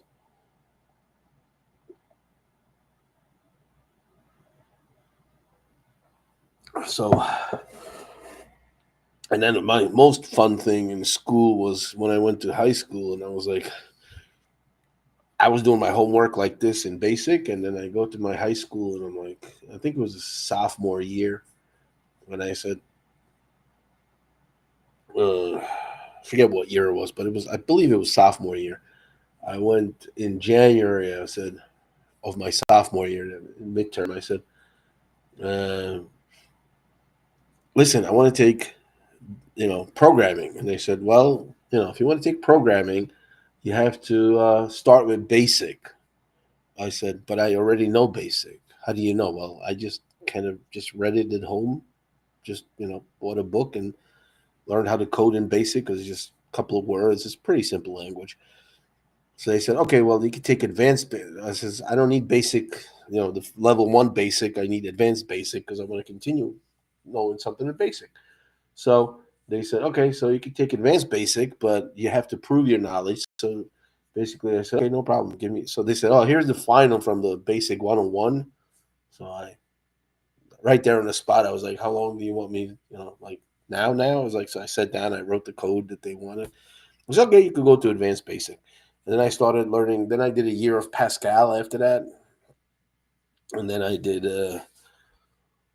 then we started dabbling in the fourth year. We started dabbling with C++, but I don't know. Pascal was pretty cool, and C++ was sort of similar. But and then I took a break because I was in business and stuff. And then back in 2005, I got back into programming HTML and PHP, and it's kind of like I was like, yeah, just gotta read the codes, how to close the sentences, how to close the lines and stuff. And yeah, I mean, coding is like a different language, and like learning anything else, just a different language. You use certain signs to shut off or close off sentences and stuff like that. But yeah, the old days of programming. Today you have complex program. Just my guys, my tech guys were just saying this.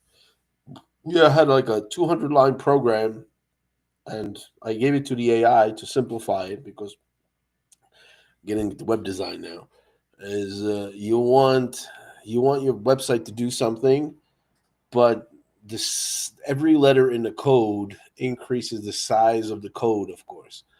And so you want to have the code as simple as possible so it takes less time to upload and there's less room for error and stuff.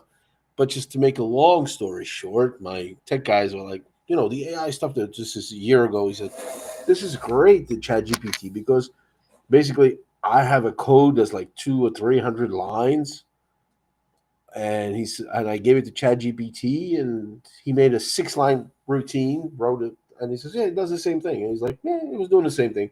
Well, it was 6 or 20 lines or something." But just that's where again, going back to humans working with AI. AI will never write you a code as good as a coder, but the coder can take his code and say, "Listen, this is what it's supposed to do. Can you please simplify it? Just cut the fat from it."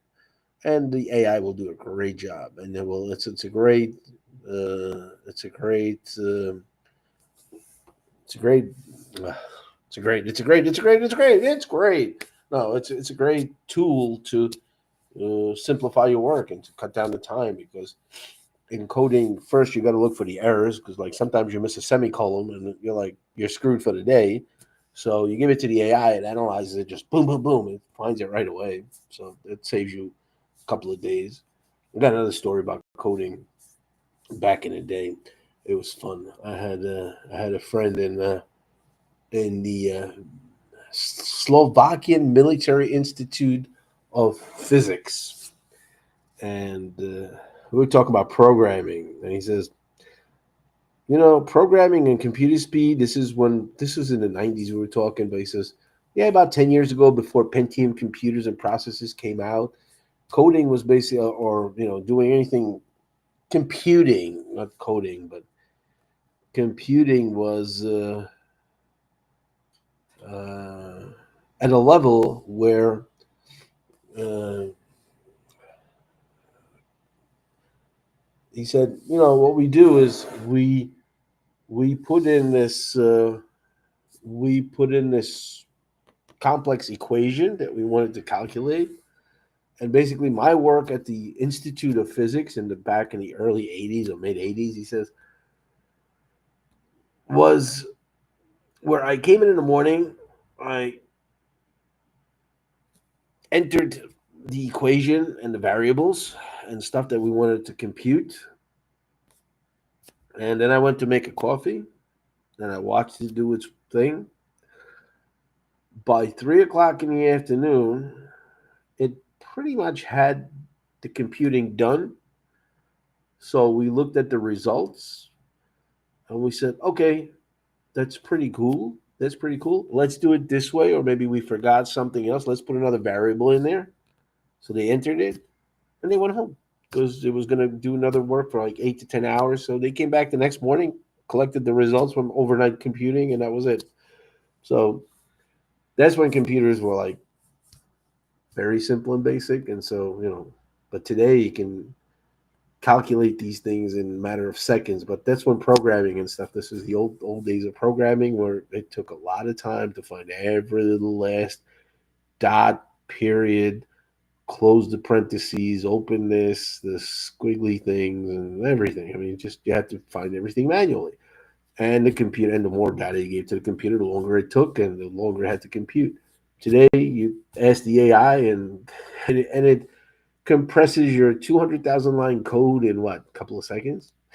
So this is why we're advancing in technology so fast, is because of the coding and stuff. And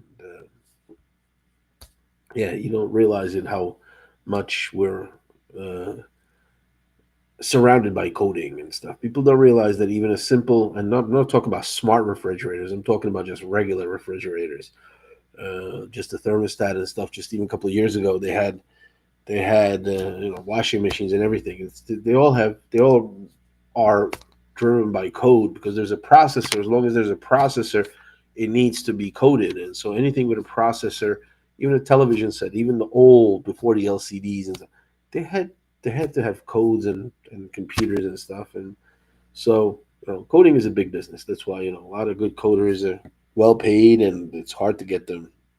So, but people don't realize how much we're surrounded by coding. Same way by plastic, and people are like, oh, we're gonna use plastic. I'm like, well, what else are you gonna use? There's nothing else to replace it.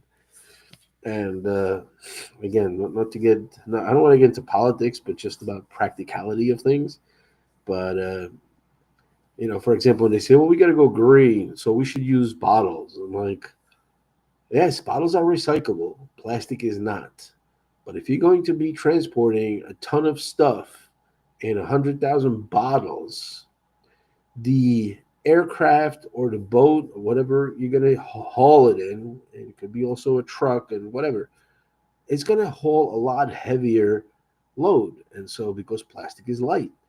So, when you, again, that's the equations and science and stuff, but are you really going to compare, oh, the plastic is this and this, and then the glass is so much better and you can recycle it? However, during the haul and transportation of goods, the difference in cost and in CO2 emissions between hauling something in plastic covers and hauling something in glass, forget about metal, casings and covers and bottles and stuff. There's a huge difference, and plastic saves a lot of CO2 in that respect because of the sheer weight. You look at all the cargo planes and everything else. I mean, the heavier the plane is, the more fuel it takes. It's just simple physics. So anyway, and ever since, even my grandfather was into microelectronics, and when he first came to America, he did this in Czech Republic as well, but he was able to take the scales, the weight, the scale where they just weigh your stuff in the supermarket, and he gutted it. He took out, they threw it out. He found it in the garbage, and he just took it. And he said he took the motherboard from the digital scale, and the digital scale he built it into a computer where he could play games on it.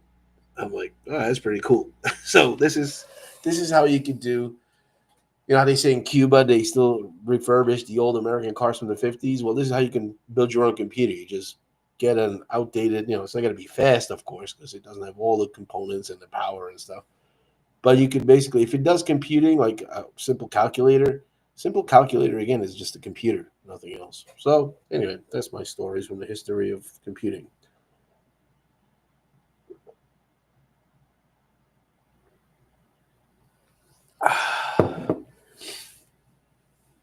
We got three people watching. I wonder who the third one is. Gee, I wonder who it is. But anyway, glad to see more people coming on, joining, and I'm not ashamed to say that I don't have 100 people watching me every time. Also, again, I was talking about the timing on posting on LinkedIn.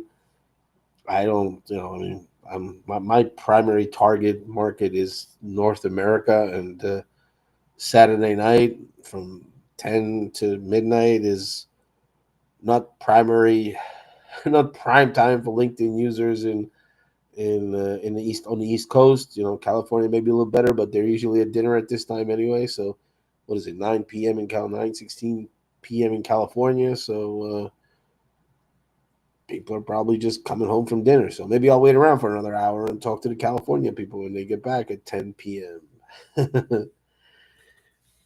but uh, but yeah. So what else did I want to talk about? What else? What else? What else? What else? Web design facelifts. Yes. That was one thing I did want to mention is about WordPress facelifts. I had an offer for a facelift, and I says, yeah, it's just a couple $100 probably you could do that job for and stuff. But some website, for some summer camp, and then they sent me the website, and it had 85 pages, and I'm like, yeah, but I was talking about a couple $100 because it would be like let's say $100 a page, and usually most pages, well, summer camps have only like 5 to 7, maybe 10. So, if we do a discount or something, we could do that. But 85 pages, even if you could do a discount and you get to $100, it's a pile of money. But you can't really do a facelift uh, on a website in WordPress, you won't lose the data, which is a great thing about WordPress.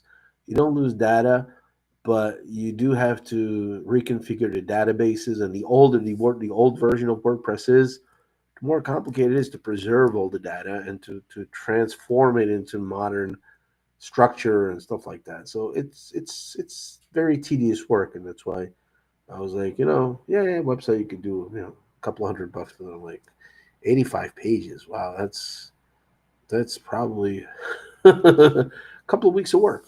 So it's hard to convince anybody to do that for a couple $100. But so that's the point of that's the thing about websites and facelifts.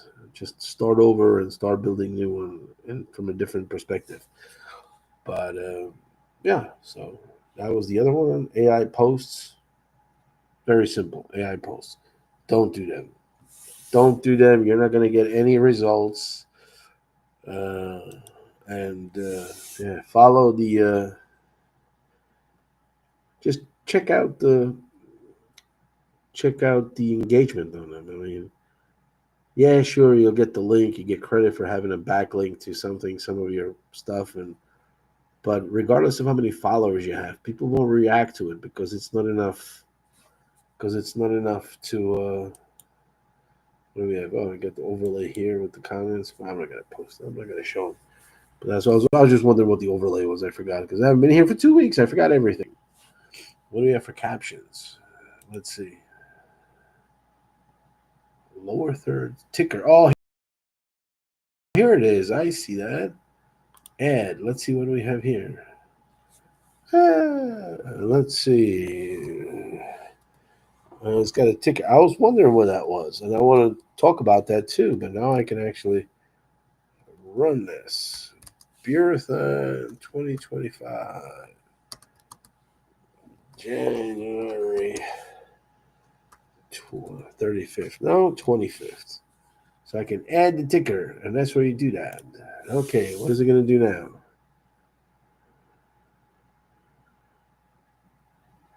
Is it going to go? Is it not going to go? What's going on?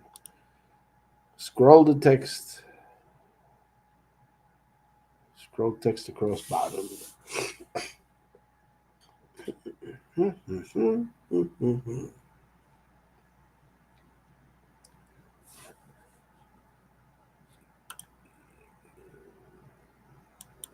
So I turned on the ticker, and it's not doing anything.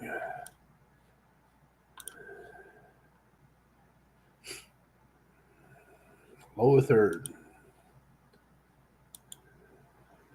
There we go. We got to hit that. And there we go. We got the ticker. People use this to send a message, but for me, when I see this, I think infomercials. I'm like, no, thank you. Hey, we have this excellent can here. It's a vintage can from the 1970s. And if you would like a can like this, it's for a simple low price of only, no, regularly it's $99, but today we have $1.50. No, I don't think so. All right, so we'll get rid of the ticker. We could just garbage it or you just hide it. But yeah, you can turn it off like this and you can turn it on. And yes, Beerathon. I can do edit also. Donate. Let's do this. Donate now. Let's see how much. There we go. Yeah, we're gonna be begging for money. That's where it's come from. That's what we're gonna do. We're gonna beg for money. I wonder how much text fits on there. Does it say? But it's also weird because it kind of like runs across and then it flashes.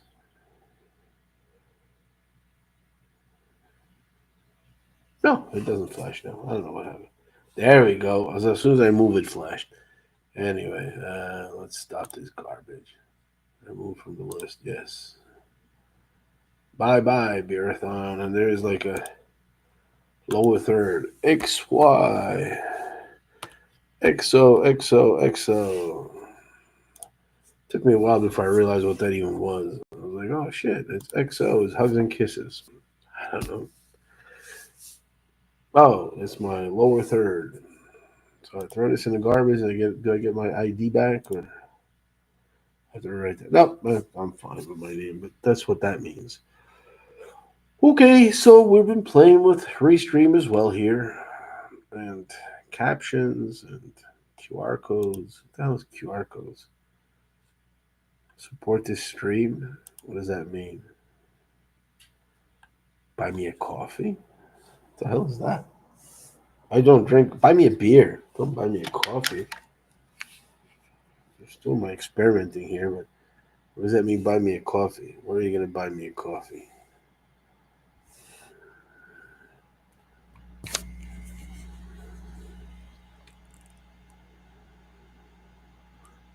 Oh, invite your friends and viewers to join Restream and get rewarded. You'll receive cash for each successful paid referral. Start inviting. So is that when you like sign up and stuff from this? I don't know. Anyway, QR code. Screw this. Hide.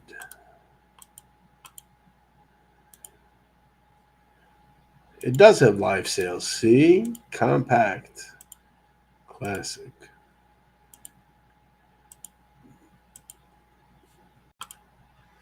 I could add my own QR code. Yeah, so next time I will send out for money. What is this one?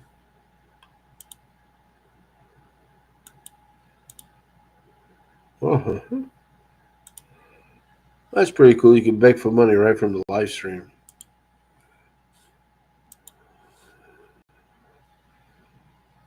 I guess it. I don't know. Whatever. Whatever. Two people watching.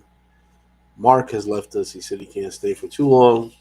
Freya's here. She's having a party over in South Africa. And I'm having a party here. What is your breakfast, Freya? What are you having for breakfast? Is it coffee or is it rum or what? You have a new message from her. Yeah, I know. Give me a tip, but I don't work on tips. I work for free generally. But yeah, you could use your own QR code that you can send people to the thing. And this QR code that they have prepped for the coffee is just it's just a referral program for Restream. So if you want to like start doing this using Restream and you pay them if something, they give me $2 or whatever. I don't know, probably more because it's pretty expensive. But I stopped using the paid version of Restream because I don't really use. I don't need to stream to like six different channels, and so Restream is fine when it gives you two channels for free. So it goes to my YouTube and goes to my LinkedIn, and I'm good with that.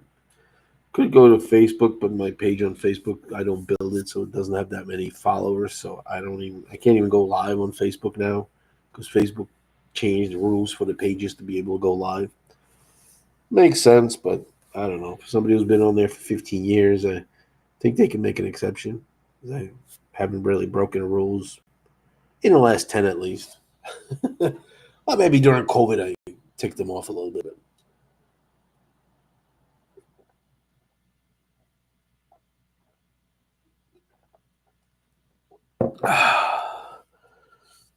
Oh, this is fun. So I think I'll have another beer. So I think we're going to go to another 2 minute break for a refill.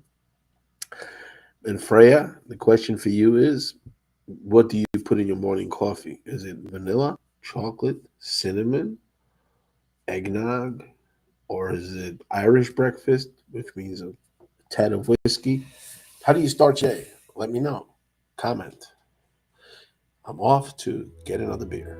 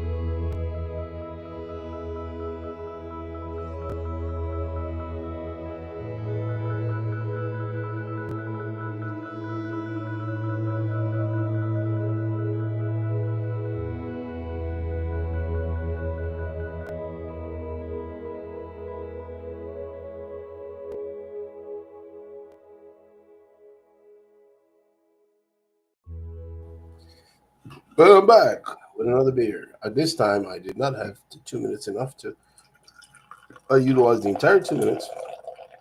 I didn't have time to pour it, but gotta go by the glass. I don't want to tilt it because I can't hold the glass tilted in my hand steadily, or I'll get at least dirty anyway. For reasons that I can't say on social platforms because I would get blocked. So I will not mention.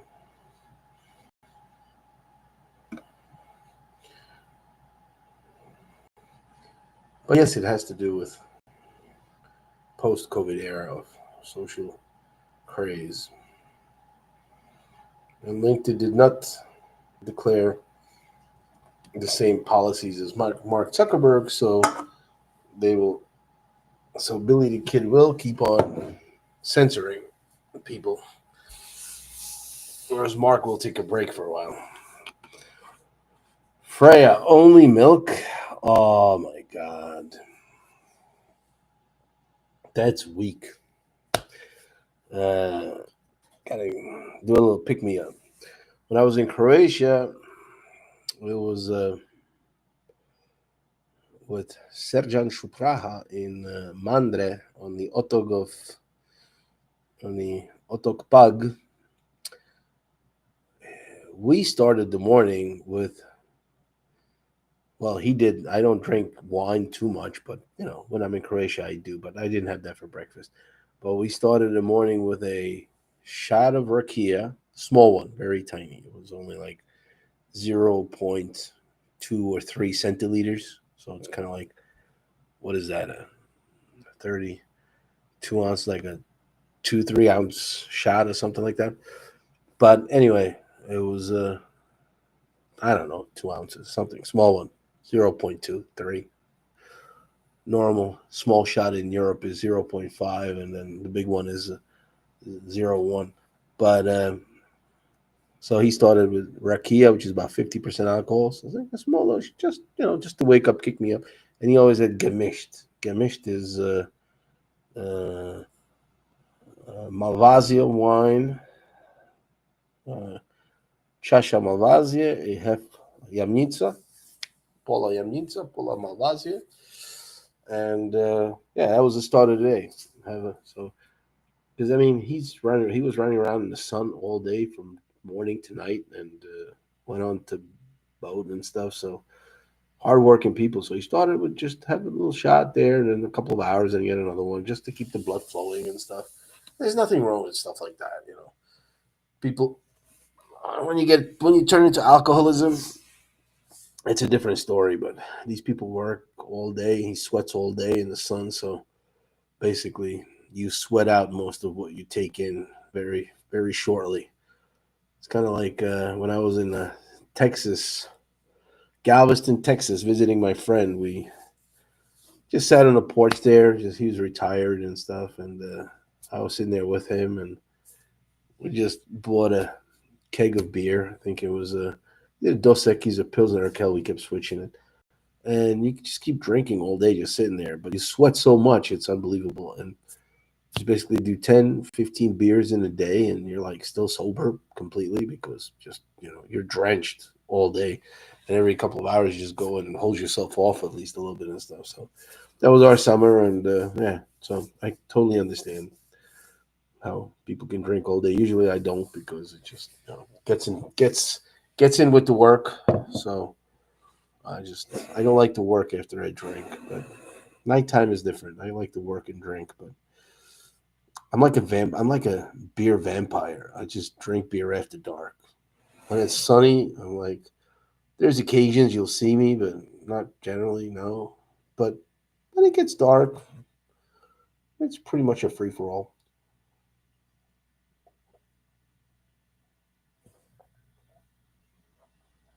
It's like, yeah, you could drink whatever you want. As long as you wake up in the morning and go to work, you're good. But I don't even do that anymore because I just it's not that much fun. Let's put it that way.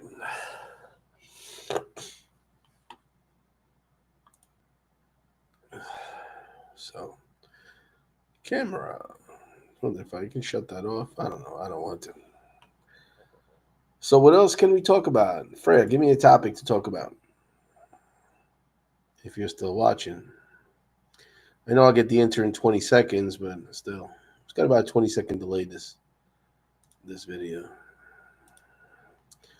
So whatever you see me doing, I did that 20 seconds ago in real time. How do I know? Is because when I run the countdown, it's 20 seconds behind. So simple math. So what time do I have here? 2:24:42, and here I don't have anything. So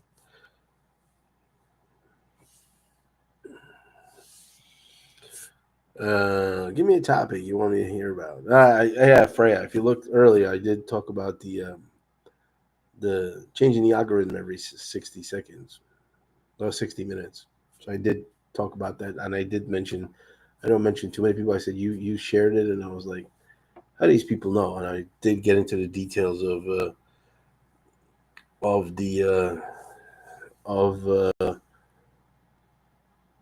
of the guy saying, well, they got 12 different algorithms. I explained that already, but so you can watch that on a rerun. But basically, it's just like in coding. It's like just coded it, and it's 20 different variables.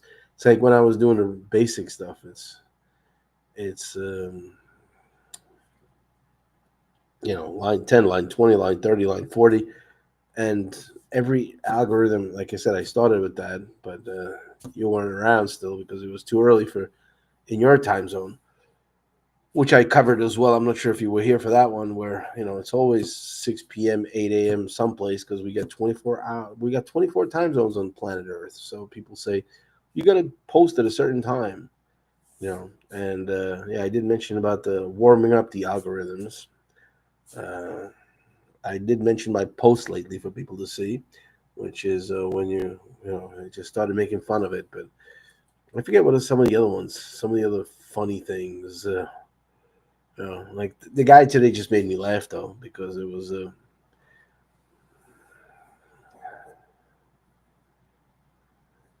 yeah, how to hack the algorithm, but 12 different algorithm algorithms and changing every 60 minutes.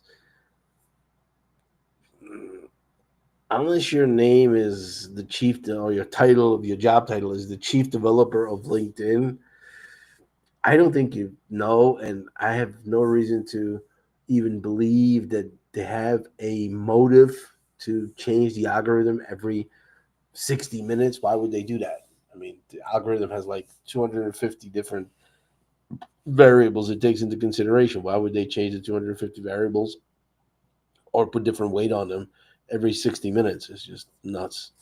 So, you want to hack the algorithm? This is the only hack. This is the only hack to the algorithm. Engage like a mad person. That's the only hack. Because basically, LinkedIn algorithm wants you to be online 24/7. That's the only objective the algorithm has. It wants you to be online 24/7. So if you want to, be in favor of the algorithm gods, you just stay online all the time and just keep commenting, commenting, commenting. Of course, it's nonsense. Nobody can do that. And you also have other channels. But the funny thing is Facebook wants you to be 24/7 on. LinkedIn wants you to be 24/7 on. YouTube wants you to just watch videos all day, their videos, of course, et cetera, et cetera, et cetera. So it's kind of like, hey, people are nuts. So yeah, but I have the only hack to the algorithm, really. I mean, in all seriousness, is just truly the engagement and add some good quality content. Be honest and tell a lot of stories. My son, who's 19, he can tell a lot of stories because he's lived a big chunk of his life with me, and we lived quite a bit. But yeah, where's the money for LinkedIn? Is the only thing is, but he has because of his young life, he can talk about his perspectives, and he's got pretty deep perspectives and stuff, and he can see a lot of He can see a lot of things differently. He's pretty smart. Not as smart as me, but he's pretty smart. But yeah, he's he could tell a lot of stories because of what he's seen, experienced, played hockey and stuff like that. Whereas my stories, I have a hard time telling stories because most of them would most of my stories would get me banned from social media because people just wouldn't understand for one reason or the other, and the algorithm wouldn't understand, and the censors wouldn't understand, and so on and so on and so on.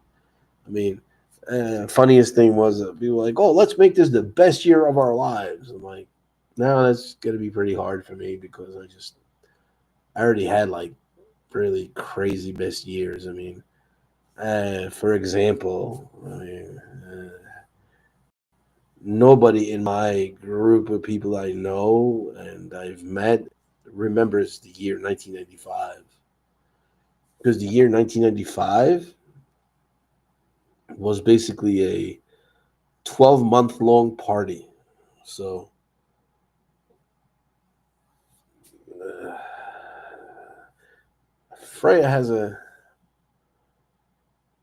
contribution, and funniest part for me is always when people want to go viral. Usually, people who already don't follow up on their leads, their content already generates. Now they want more leads to let more leads dry up, kind of like a dog chasing a car. What's he going to do when he catches it? Pee on it, right? Pretty much sums it up because and I showed this again, and I will show it again because it's one of my favorite parts about LinkedIn. Let me take a sip.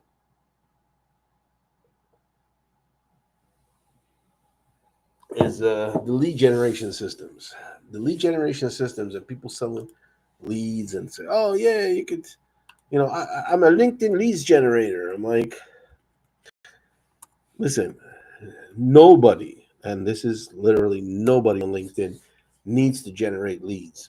So there's a little trick I did, and I learned, and I love this. This is one of my favorite of all time. Is you go into share a screen, LinkedIn feed, share. Okay, 20 seconds. I'm going to see it on my phone as well. But right now, I'm just going to go through it as if I see it. So you go to my network, you go to connections. I think so. I forget now. Wow. No. Um, Search with filters? Yeah, probably. That's what it is. And you see, I have about 2,500 connections, which I can talk to and stuff like that. Blah, blah, blah, blah, blah, blah, blah. My latest one, Jim Yardwood. I met him at the hotel here. He now lives in Minnesota, I believe. Cool guy. But we met at breakfast here, talked for a while. It was really crazy and good and nice and pleasant conversation. So anyway, so I have 2,500 results. People in Durham, Wrangell, GA, Comstock, Michigan, New York, blah blah blah blah blah. I got all these connections, and you want to generate leads. Like how many leads is good enough to generate? Let's put it that way. 100 a month, 200 a month. How do you work with them? Are you connecting with them? Are you talking to them? You know, like let's say for example, how many one-on-ones can you have in a month? For me, I generally can only have like 5 to 10. That's probably limit between some networking events and stuff like that. I usually meet some people there, so I'll follow up with them and I'll do one-on-ones. So every Monday I meet. Like again, I'm going to repeat this here, but I meet with people from GBK, Good Business Karma, and I always get 5 new leads there, definitely to meet with, or to do meetings, or people I haven't even gotten a chance to meet with because it's always like 30 people and time is limited. So I meet with all these people, and then what else? Then you got to follow up and stuff. So okay, so but how many can you really do? So I do 10. If you could do 20, 30, 40, 50, good for you. So with 2,500 results, let's say some of them are dead souls, some of them are active, some of them this. So it's 2,500 people. So just to get through to 2,500 people, when you only can have like 10 one-on-ones with cold contact, sort of warming them up a month, let's say 10 a month. So what is that? 250 months? So how many more leads do you need? And then all you got to do is click on second level connections, which means those are people that your people know. So they're not already cold. This is why LinkedIn has one, two, and three. Third level, yeah, you're going to have everybody. So it's 1 billion people, right? Right here. 1 billion results. Okay. So I'm going to skip one and I'm going to take off and I'm going to put this into second. And second level connections are people that know people that you know. So basically, you could reach out to any one of them and say, listen, we have a common connection. It's this guy and this guy. And we actually have maybe 50 common connections. I would like to connect with you and blah, blah, blah. Talk about whatever you want, just to meet them, just to talk to them. I told my son just today, I was like, it's great meeting the people, but you need money. So you got to talk to them about money and selling. And you could sell them or you don't have to. If they're not ready to buy, they know people that would be willing to buy your video services or even my LinkedIn advice services or Freya's or whatever, and then you can send referrals and stuff. But you got to direct it to the money at some point and whatever. But the point is you could talk to those people in the second level connections because you already got something in common. The way to get into any industry is you got to know people that know people that know people that you know, and then you have something in common. One of the greatest, my uh, friend who passed away just a couple of years ago, he one of my three or four best friends anyway. I don't keep a lot of close friends for various reasons, but he passed away a couple of years ago, and he said, "I don't even like to smoke. I smoke because it gets me friends." This is back in the '80s and '90s. He says because the best way to start a conversation is offer somebody a cigarette. He says, "So I smoke. I don't even inhale that much." He says, I don't enjoy it, but what I do is I come up to somebody and says, "Hey, you want a cigarette?" He's like, "Oh yeah, cool, yeah, I'll have that." It's a conversation starter. So on LinkedIn, you're not going to offer a cigarette, but what you're going to offer is you're going to offer, listen, we know this guy together. I don't know how close you are friends, but hey, listen, you know, I know him, and again, out of my 2,500 connections, I don't know everybody that close, but the people that I know closerly, I guess you could say, well, just to make the leveling is, yeah, I could talk about something in common. It's like, oh, do you know Bob is great in golf, for example, or in squash or tennis, and and we were there the other day and we talked, and I just wanted to see if you have anything in common with him like that and stuff, and blah blah something. Just you could start a conversation with anything. I'm just making up shit off the top of my head right here, but point is out of the 2,500 first level connections, you want to talk about leads. So I go to second level connections and we'll take off the third. And I got 2.6 million people I can reach out to that I have the cigarette I can pass on to them. 2.6 million leads. So anybody writes to me like, well, we're a lead generation company. I got 2.6 million leads. And again, I'll repeat what I said before, but my friend from the life insurance loved the most is I don't need leads. I need clients. So if there's something you can do where we can get clients, great, we can talk. But send me clients. I'll give you a referral. I'll pay you for the clients. But I ain't paying you for leads because I got plenty of leads. I just gotta work my way through them, and that's time consuming. People who chasing leads to me seems to be completely ridiculous. Why do you need leads? You got 2.6 million leads right here. It's just crazy. Yeah, just meet the people. So like people like because I said to myself, I was like, all right, I'm gonna build an audience of 10,000.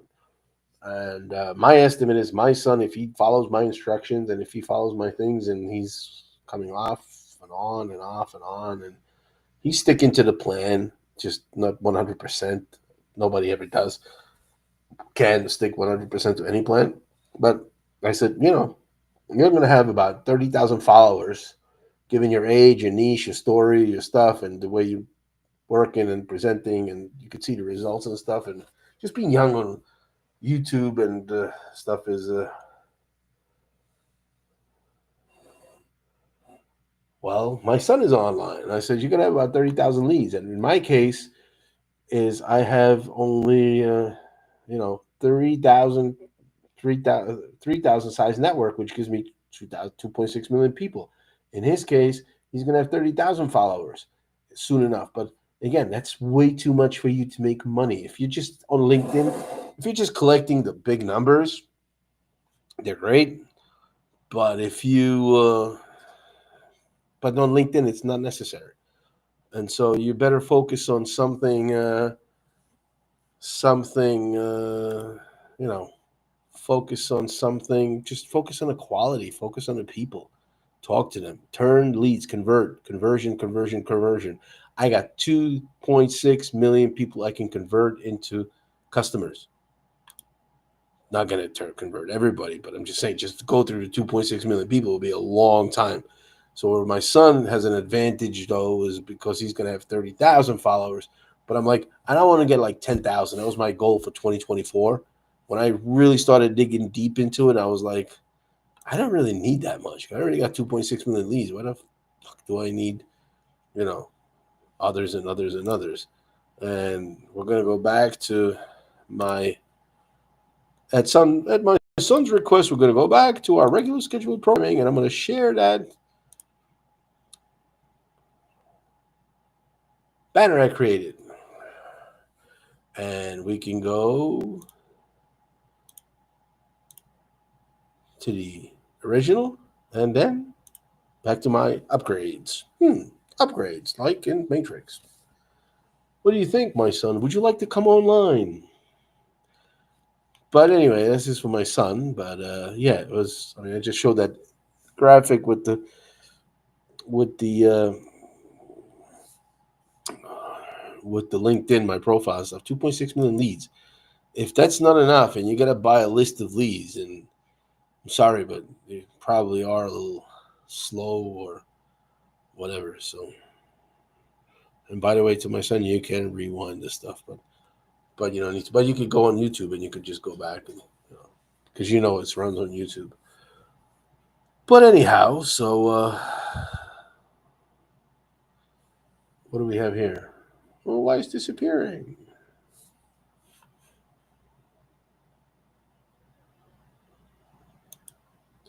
Oh, because it's just overload of information on there. I don't know. Anyway, so that's for my son. Let me know what you think. If you want to come online, come on online. I can send you the link. I can send it to you anyway. Oh, okay, no problem. But I did promise you that it's going to be an upgrade to what your, hosts did on that end. Am I right or am I just right?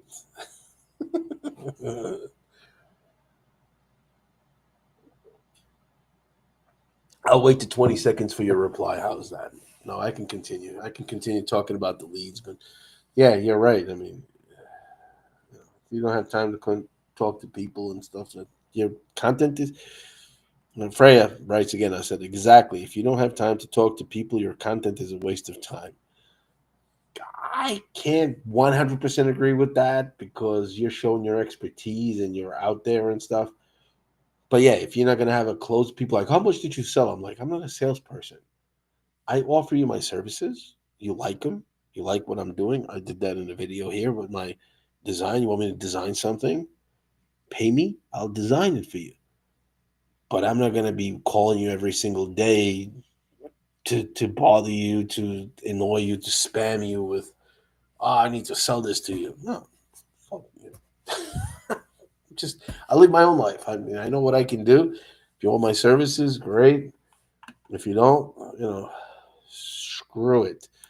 But for my son, if you're looking where it is, it's in Global Production Graphics. Okay, so it's like right where you have NC Web Dev, Global on OneDrive, Global Productions. We have the LinkedIn. You just go above to graphics, and that's where it is. And you can send it.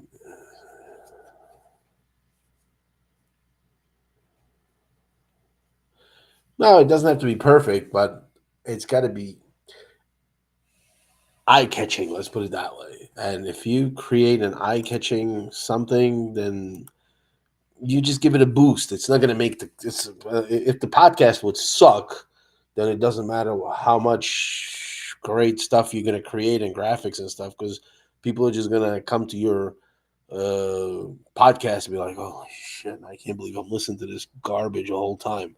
But if you can create a awesome, powerful, magnetic, attractive poster, and then the content equals to that, hey, it's that much better. So it's like it's kind of like what Jason was talking about. Is he wants a company and he wants all the wheels to be in in the right place at the right time, and so yeah. So, but yeah, I know, but it's still holding you back though. Perfectionism is still, but again, why am I having so much success in design? Well, one of my favorite hobbies is art, and I'm a big student of art history. I would say this is why I love to watch. And I showed this to my son a couple of times, and he enjoys watching it with me. Is Midnight in Paris, where you talk about where you actually get to meet in person the Woody Allen film, where you have in person you're going to meet Salvatore Dali, which is one of my favorite artists. There's Pablo Picasso, who went berserk at the later stages of his life, and so his paintings are completely crazy. But but yeah, for me it's art. I've been drawing, stuff. I was doing some illustrations when again in high school. I was just playing with it, and I could paint, I could draw, I could do this stuff. But it's kind of like what happens is when you're trying to design, uh, whether it's a banner, whether it's a document, whether it's this, you do need to have a large enough dose of sort of OCD to make it. Uh, yes, I did not have that rhinoceros in that Dali painting I posted this week, but or fake Dali, but yeah. But if you have OCD, you're gonna do a lot better because OCD is a prerequisite to art. And the funny thing about OCD is people think you need perfectionism and stuff. No, sometimes especially in art, and I told my son, I says, yeah, you want everything to have sort of that type of stuff to come together and do whatever. But sometimes well, the thing is you want balance and you want symmetry. But in art, when you combine art with OCD, sometimes the symmetry is not as important. And this is why on the well, because this is what this is talking to my son now with the original thing. The guy was going for symmetry, whereas I made it off level a little bit because that's the art. That's what catches the eye, the break in the symmetry. And even that is OCD in a sort of way, in a weird sort of way, because it's artistic OCD. And, that works differently. Just definitely works differently. And it works on the people. And you as an OCD person just got to be able to live with the fact that Chris's name is not in line with your name, which is kind of weird, but I did balance it out with the featuring, so that sort of makes sort of steps. So that's why it finds that weird symmetry in OCD and stuff. But you know, it's just what it is. And yeah, you can find it in Canva. I can actually share it with you too if you want to download or edit something on it. I'll do that because I really don't care about this particular design. So I'm gonna share it with my team, and it's already 1 o'clock. And how long has this stream been going on? Because I think I'm gonna go for another beer. Oh, it's almost 3 hours. So good, and I'm going to the rhinoceros is most important, and this is why we love the Midnight in Paris. I can tell you it is so fucking amazing movie. It's because I'm a my favorite painters, by the way, is Vermeer, Vermeer, how they would call it in English, because of the realism, because of the structure and the paint he puts in there. Of course, you get your Da Vinci's and you get your Michelangelos and stuff, but I love those, uh, Renaissance painters and stuff, and a lot of them. And but then I really fell in love with impressionism and post-impressionism. So I mean that area, and this is the 1920s, which struck with me because I mean it's a lot of the music, the writing, the painters, the sculptors. I'm like, wow, and kind of living in that is sort of like, for me, Monet and Manet is those are like awesome. I mean the paintings of the French gardens and in Paris and stuff. I mean, with the dots. I mean, the whole wall full of dots that comprises into a painting. So, uh, amazing, just amazing. So, and I loved, I could just go into art gallery and just stay there for weeks and just watch it. And in my 3 semesters in college, I did take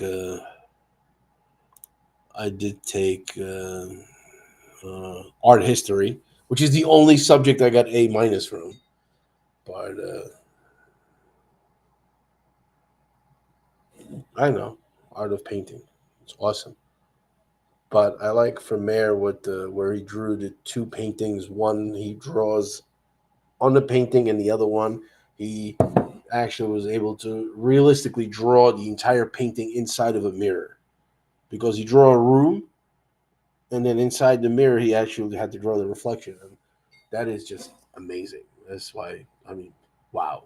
So that's just a point on that one. But yeah, to my son, I just shared that with you. So if you look at Canva, you can have it in projects, and you guys do whatever you want with it. But then let Chris send me some money for the design, and we'll be good.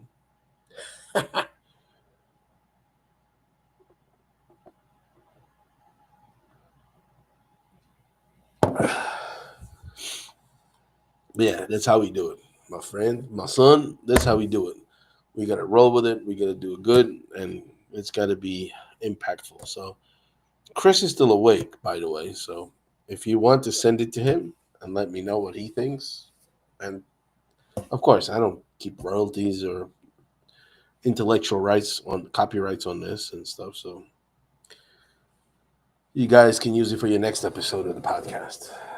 All you gotta do is go to Canva and change that to 2 and do AI something, and you just can stretch that box. That's why it's sort of featuring allows you to extend the second line just in case you need to go longer. Or like I said, that space up there about featuring can be used for just to make that into one line. Podcast episode 1A, blah, blah, blah. If it's going to be a longer name, you could actually just do the whole, you could use 1.5 lines or something. That's what that is for. I mean, it's just extra space. And you could do a space rocket or stars in that, and they'll work just as much, but just as well. And, do some AI space rocket, spaceship. If you don't have a spaceship in your post, you're screwed. You need the spaceship in your post. Ha ha ha. So I told you, I do want to take the Pepsi challenge with anybody who designs, because I've been doing that for a long time. Ever since I started painting comics and or just drawing comics in high school, but I didn't stick to it because I had other interests. All the way to designing special tickets, business cards for tickets for webinars, seminars, and stuff. And we always made it impactful. And as long as you got OCD and you know where to send the people to, like with their eyes, you can manipulate things pretty easy. And so hopefully, yeah, hopefully Chris will like this one. And next time he can just ask me, and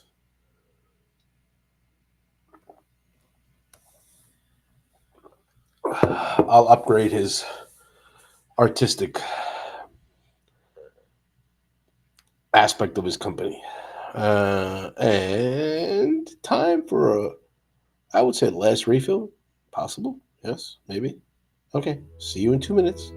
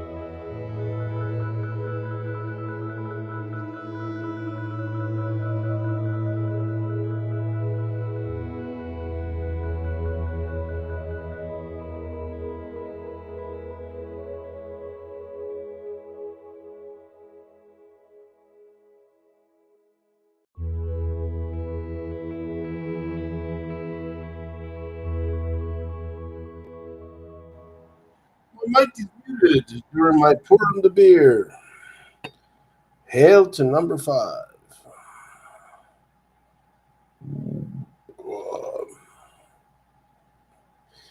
But again, since I've been drinking since 10, which is 3 hours, 5 16-ounce beers is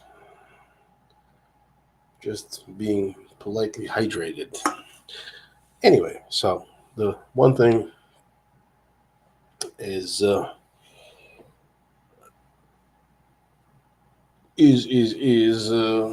I want to say. Oh yeah, my favorite painter of all time. Well, no, there's you can't say that. I would say it's Vermeer, but anyway, but you really so many beautiful works of art if you go to art galleries and stuff. I was even a Czech guy. I collected paintings from when I was living there. Like 12 of them is Rapin, Rapin. I love the way he played with black and red. And funny thing was, he wasn't able to paint faces, so he just usually had a faceless figures with hats covering their face and stuff. So we talked about it. I met him in person a number of times at his expos, and so that was funny. But it's because it's art, so I can't paint faces, so I cover it up somehow. I cover my flaws in one way or another. But he couldn't draw eyes and nose and ears. Drawing a face is the hardest thing in art, just to make so that's the highest level of art. Let's put it that way. But yeah, one of my favorite paintings of all time is there's two, and it's all by one painter. It's Van Gogh. Van Gogh, and it is the Starry Night.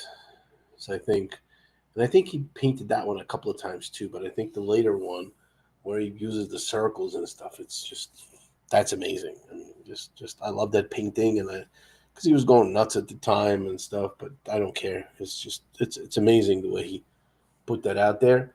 And the other one is, of course, the sunflowers. The sunflowers are. We had a replica of it.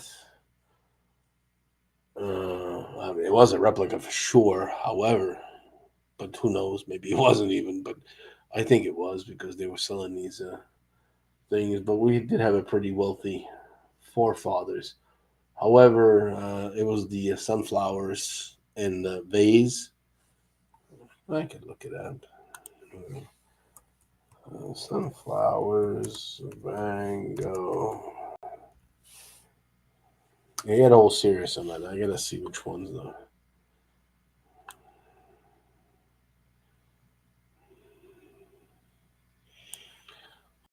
Yeah, this one is the most famous. So I think that's the one. Yeah, this one right here.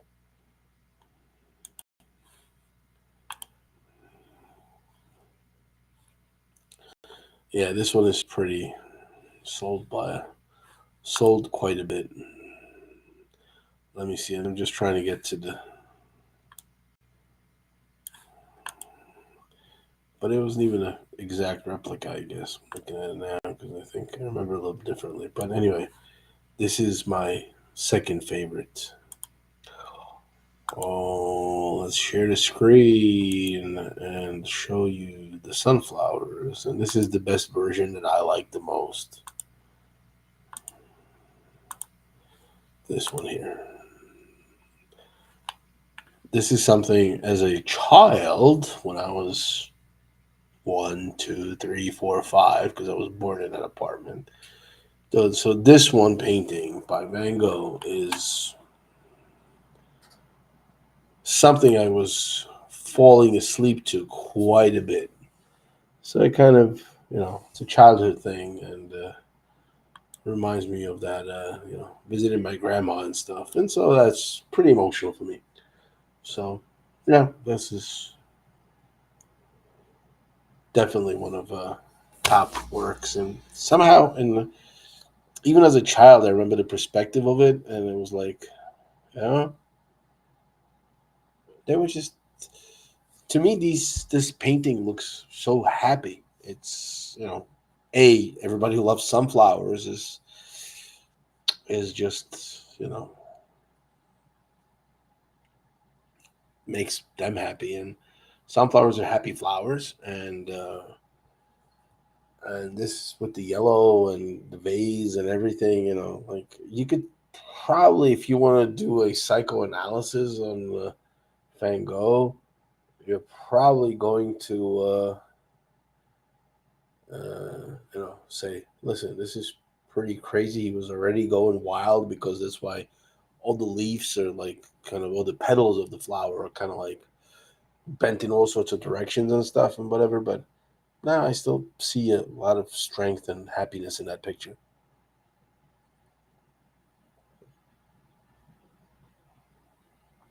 or in a painting at least. But anyway, stop sharing. So we stop sharing. We're gonna see that in 20 seconds. In the meantime,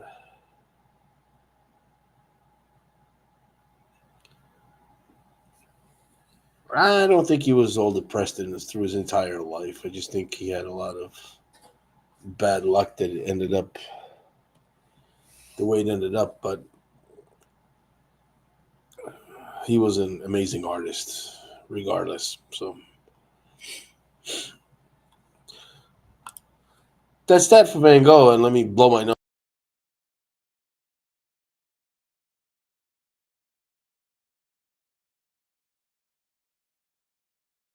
Yes, I didn't want to. I didn't want to get that noise out into your speakers, and so I did that in quietly. But it was, yeah. They just actually with Van Gogh, they just came out. I followed that story, and they just came out with a new discovery that he didn't cut off his own ear. It was his friend that cut it off in some kind of a struggle, battle, or duel or something. And yeah, They were not friends anymore after that, supposedly. But there's a new story that came out by some historian someplace. But I mean, I'm on a live webinar, so I'm not gonna really LinkedIn webinar. So I'm not. I don't want to do I don't want to do an art show out of this one. But although I could spend hours and hours in art, a lot of art books. I read a lot of art stuff and on history, and this is why I love Midnight in Paris, and I can only recommend it. People can have different opinions of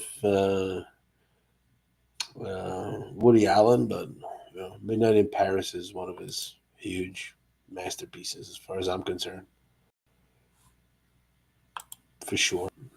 So that's where we're at. But we're at 3 hours, and list of topics has run out a big time.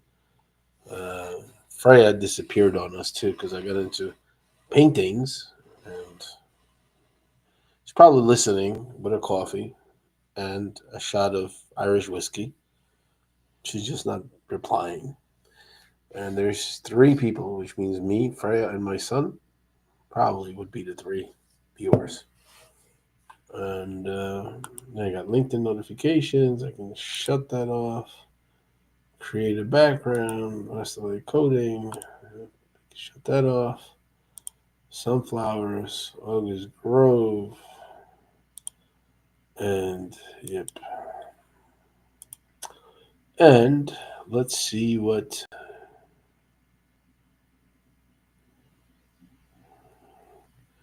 I'm going to be now. Did you miss a letter or are you going to just be? And did you send Chris uh, that design? I was wondering about that feedback. You never got back to me. Did you send it to him? I know I'll find out tomorrow, but I was going to be more interested to get the feedback in the live feed. That's why. Anyhow, so I shall be leaving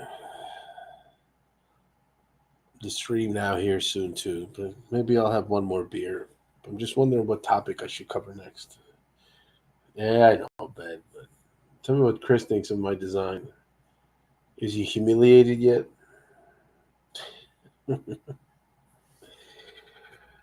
Everything is a competition and everything is a test. I was just watching a movie, Devil's Advocate, with Al Pacino and Keanu Reeves. Everything is a test. Are you testing? Everything is a test. Remember that. In life, everything is a test. And we have a networking friend that does motivation.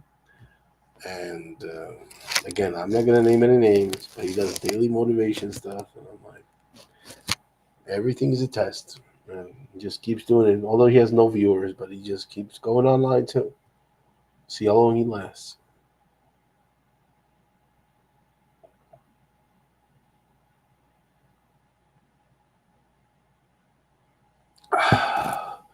Kind of, I bought a 6-pack of 16-ounce beers. Oh, see, 16-ounce beers, and this is my fifth one, and it's 1:17 in the morning. So, what are we gonna do?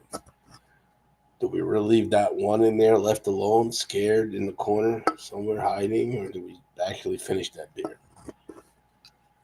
Yeah, I'm for finishing the beer. So, my son's for going to bed at midnight. Yes, midnight. I'm 1:17. He's got 12:17. So. We'll see, but what else would do? Well, 2 more hours to the Australian Open final, and at that point, I could just turn on the TV and watch it because it starts at 3:30 Eastern time. But since tomorrow morning I gotta do laundry, I better get to bed too. Uh,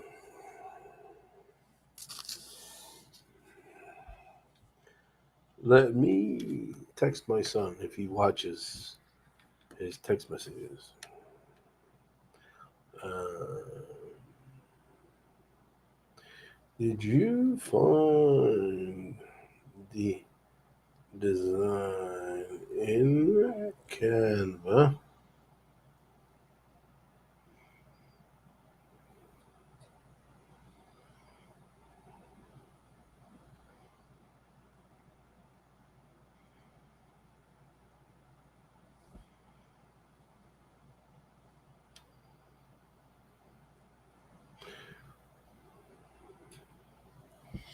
Yeah, I'd love to get Chris's feedback. Well, he's not online anymore. All right, no problem. It's not being well. He's not online. He's don't forget he's got minus 3 hours, so he's at 10 p.m. So if he passed out at 10 p.m., that means he has some strong shit, man. But I don't know. Doesn't matter. Uh,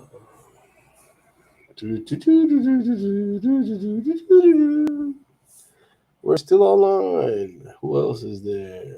Nobody, nobody, nobody, nobody. Okay. Uh, everybody goes to bed. So what else are we gonna design? I think I could write that post Sunday deep thought post, but then again, why? That is the question. I'm asking you why. Because this is long enough already. I mean, how many impressions do I get on LinkedIn now? Uh, let's see. How many people visited my thing? My well, what is my SSI score? Ah, that's a good one. Let's see. 66. Wow, we're growing still. Ah, Freya's here still. All right. All right. You listen to my rambling about art and stuff and read my son's messages when he's talking about what is your position on art and painters and world famous painters? And I will share my SSI score now for a little bit because that is relevant to LinkedIn. And here we are. I'm in the top 1% of my industry and 13% in network SSI rank and 66 out of 60. Professional brand this, 25. Relationships are good. It's kind of like reading the horoscope here, but I mean, horoscope. Horoscope. Engage with insight, 13, 18. People in industry, 32 out of 12, out of 100. And people in network.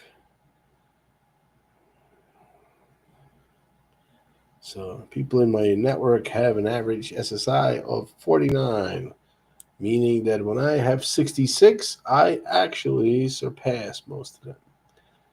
And sales professionals in the marketing service industry have an average SSI of 32.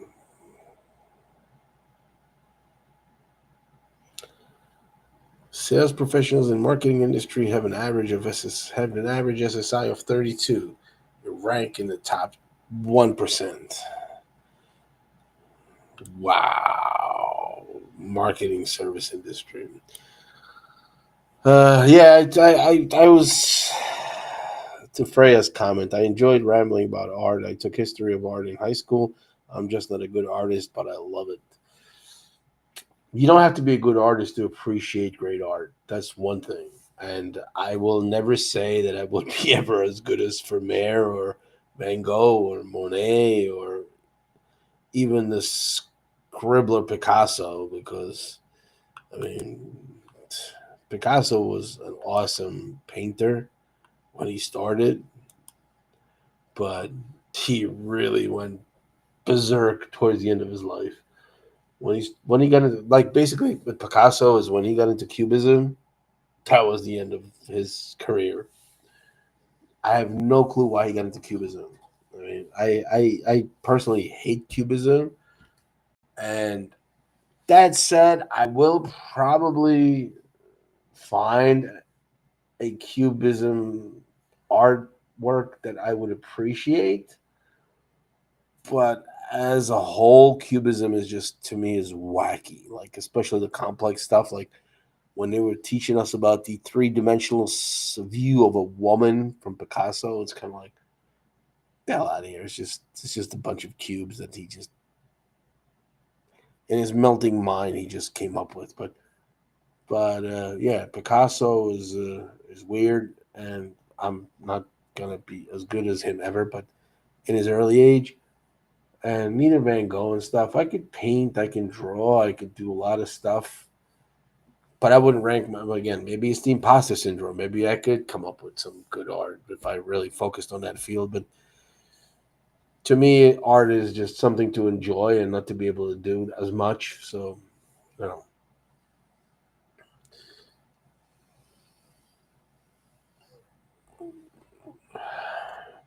well, the singing part is, again, not being good at drawing doesn't stop me from drawing any more than having a good voice stops me from singing.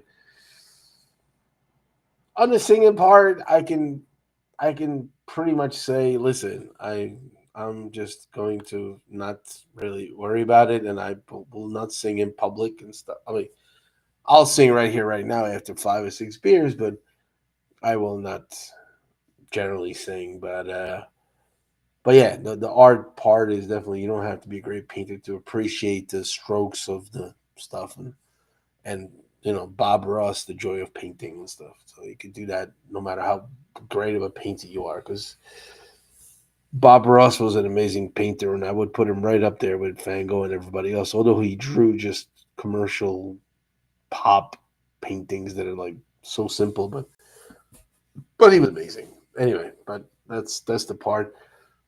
But as much as I could challenge probably a lot of the big painters and stuff, and I will not say I would beat them easy, but yeah, I could paint, I could do stuff if I practice a lot, because it's just like everything else. I mean, one thing when I was learning how to paint was just like, oh yeah, you gotta get this sort of griff, sort of a just the pattern into your hand and stuff, and then it just comes out easy.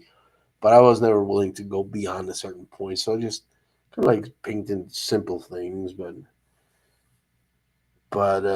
yeah, I would not compare myself to those big artists, and but I love interacting with them. Like I said, I went to a couple of vernissages, the expos that they had, and bought their paintings and back in the day, and you know sold them when I needed the money and stuff. But still, it was a good experience. Even lithographs, I like uh, lithographs of pencil uh, drawings, I guess you could say. But yeah, it's got to have an idea. It's got to have some kind of an imagery to depict, and that's where my designing thing in Canva. So I think Canva is like one of the greatest tools that we've received in the age of AI and computer advancements, because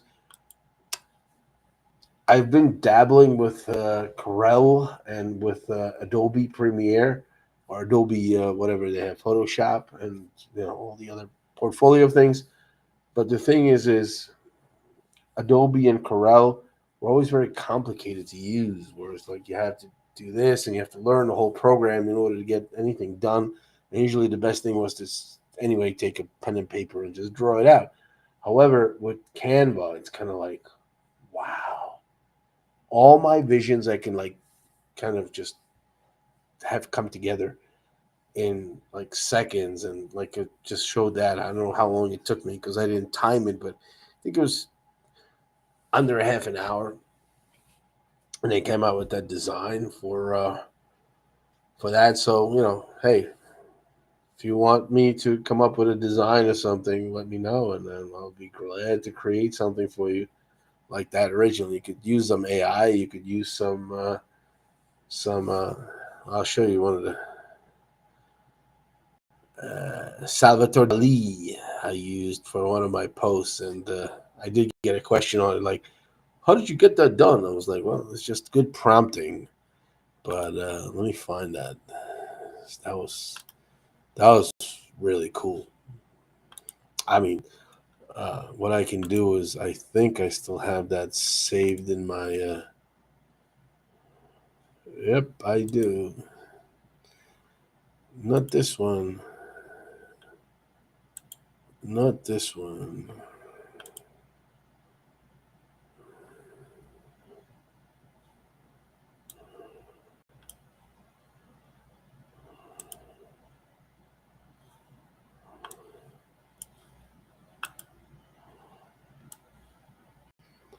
Here. Yeah, this is. Well, let's get back to AI. Let's share the screen again.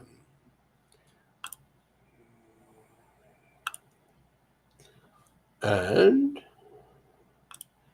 we have the prompt. Something you can learn, and it's something that I do. It's pretty complicated, but you know, nobody said anything is easy, so this is more fun for me anyway.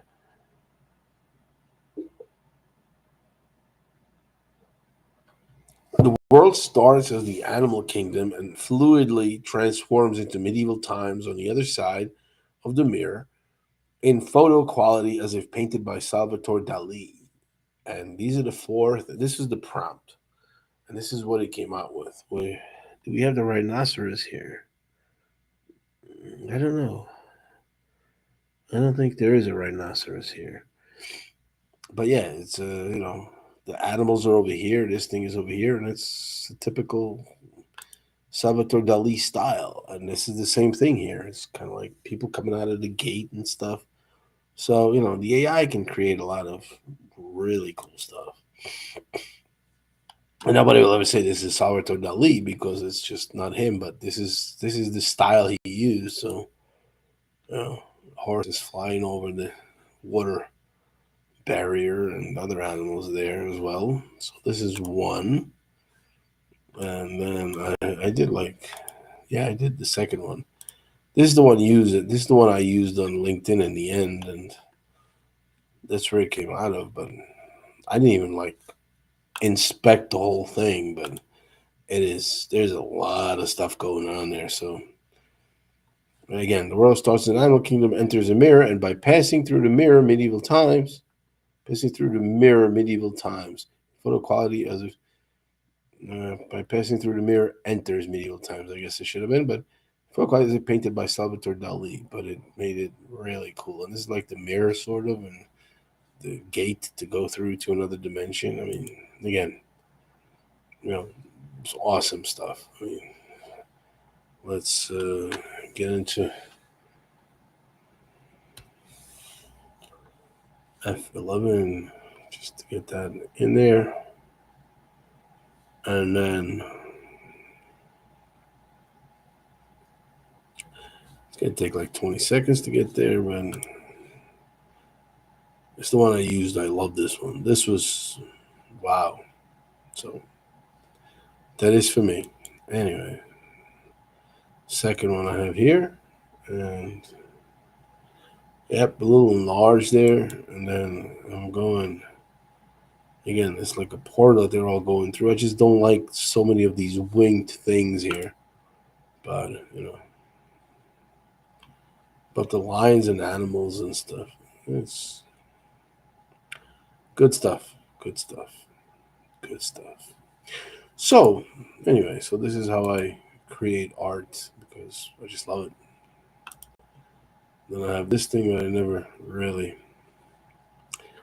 That's a surprise for Sunday, so I'm not going to show that. But I'm going to go back to F11, and that's it.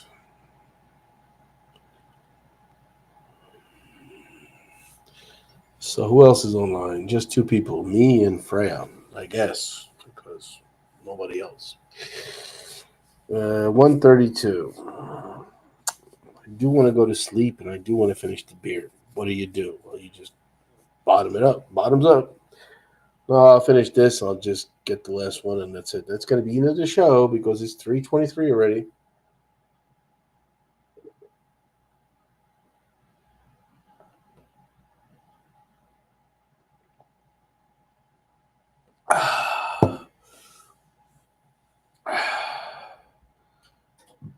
Beer pouring time. Last pint or last half liter.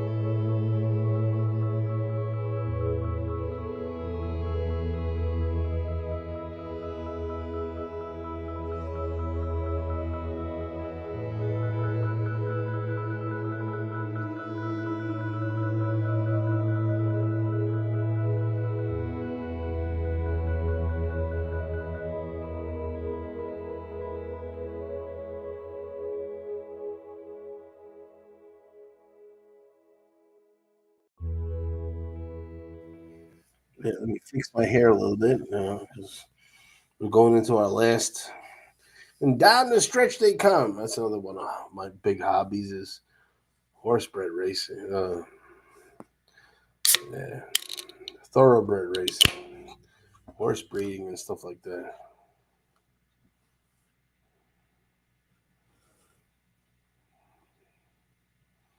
8:33 for me. All right. And Chris said, "Let's try it." After I said I'll reappropriate it for the second episode. Yeah, it's just easy to edit, so no problem. Anyway, fix my hair. Let's get my last beer in here.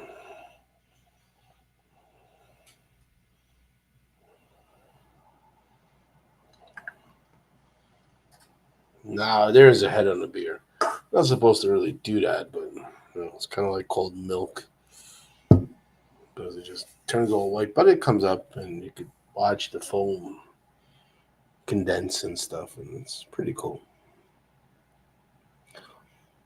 And it turned into liquid. Let's try it as an interesting response, which means he doesn't want to admit that I'm better than him in designing, but okay.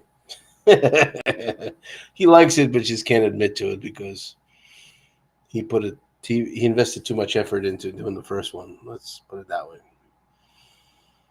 8:33. All right, 8:33 in the morning. That's what I mean. Well, you got 27. Well, now there's only 23 minutes for you to do that 9 o'clock post. 9 a.m. You got to put that post out because that's what the gurus will tell you. And I don't even want to talk about like the latest guru that has really disappointed me. And I followed him. It was one of my first big creators I followed on LinkedIn, and he just turned into a salesperson. And one of the guys that he's talking about is one of the guys that one of the things this guy's talking about is we hate all sorts of LinkedIn is so flooded with AI, and he copy and pastes uh, like the entire post, including the icons, the brain, the rocket ship. I was like, come on, dude. You're like trying to sell all this stuff for referral marketing because you got, a huge, like hundreds of thousands of followers. And it's kind of like, so you're just trying to sell $5 fucking referrals? I mean, come on. You got to be fucking kidding me. So it's kind of like, no. So it's disappointing when he sees, and then he talks about something about algorithm this, algorithm that. And I'm like, I don't even want to, I don't even want to get into that. It's just so much BS advice out there.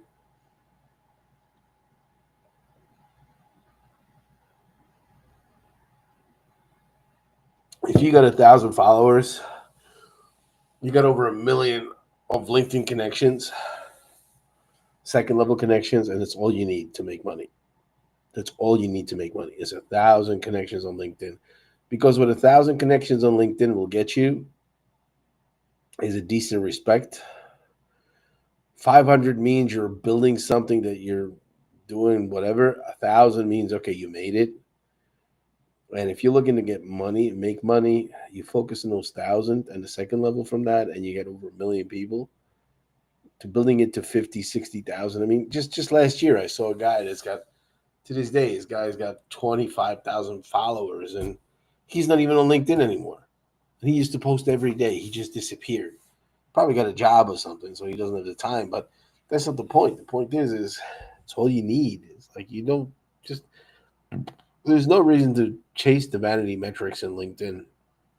There's no reason, zero reason for that. Not no reason. There's like sub-zero reason for that. So people go crazy, but I'm like, listen,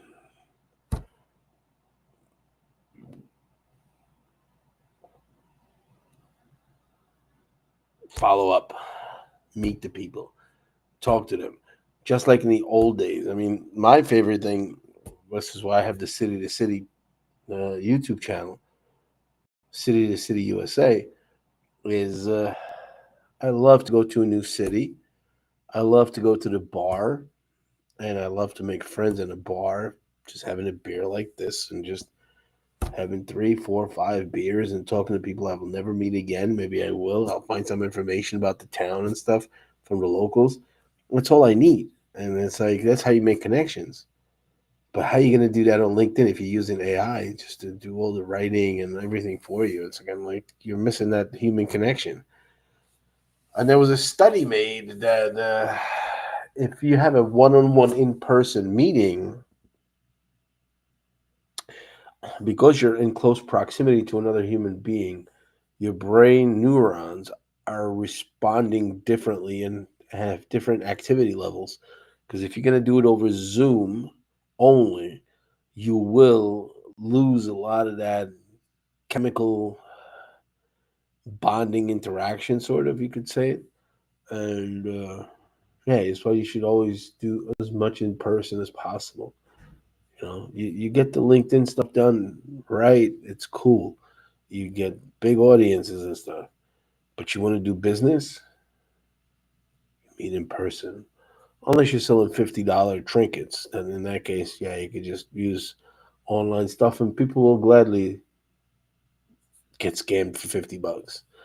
However, they will not have it such an easy time parting with 5,000, even if it's for a real product. But a $50 scam, yeah, everybody will buy, no problem. So for that, you could build the big numbers. But if you're looking to build business, focus on what you have. You don't have to come up with new ideas. It's already out there. Even this insurance thing that we're starting now is it's nothing new about it. It's just old stuff. You just put it in a different way and offer it to people and just be there for them and give them great service, give them great better prices, better service, give the salespeople better bonuses. That's all you need to beat out the competition. You don't have to reinvent the wheel. You don't have to come up with brand new ideas and brand new businesses. Just be there, connect with people. It's one of the biggest problems that we're resolving now is because you make a sale to an employer, you need to find the people that will be there with the employer. That's why it's hard to, like, for example, especially in America, as you know, we'll be based out of New York City, but you find an employer with, let's say, 500 people in Arizona. The way you sell the insurance to those people is you have to have somebody out there. And if you just want to do it remotely over Zoom, you're not going to have such a closing success rate as if you're sitting there in the entrance hall, which the employer will let you, and you can sell it to the people. Again, it's in person contact. So I'll use the LinkedIn to find the companies, to talk to the right people in the right company. But I will have to either go myself or we'll find somebody who's near the area and he will be doing the selling there because it's in person. That's where anything meaningful happens, is in person. So once upon a time, if I wanted to start a business back in the 90s again, I'm going to go back to, and I told that to my son. I said, if I wanted somebody to know about my coding, about my, internet services, website building, whatever, I had to let people know a lot of stuff, and it was still in the early stages. You had to use a lot of the flyers, the physical stuff, go meet people, and because I mean, as much as the internet was around in the back in the 90s or late 90s anyway, you did not have access to all the features. The people were not there. Not everybody was online, and et cetera, et cetera, et cetera.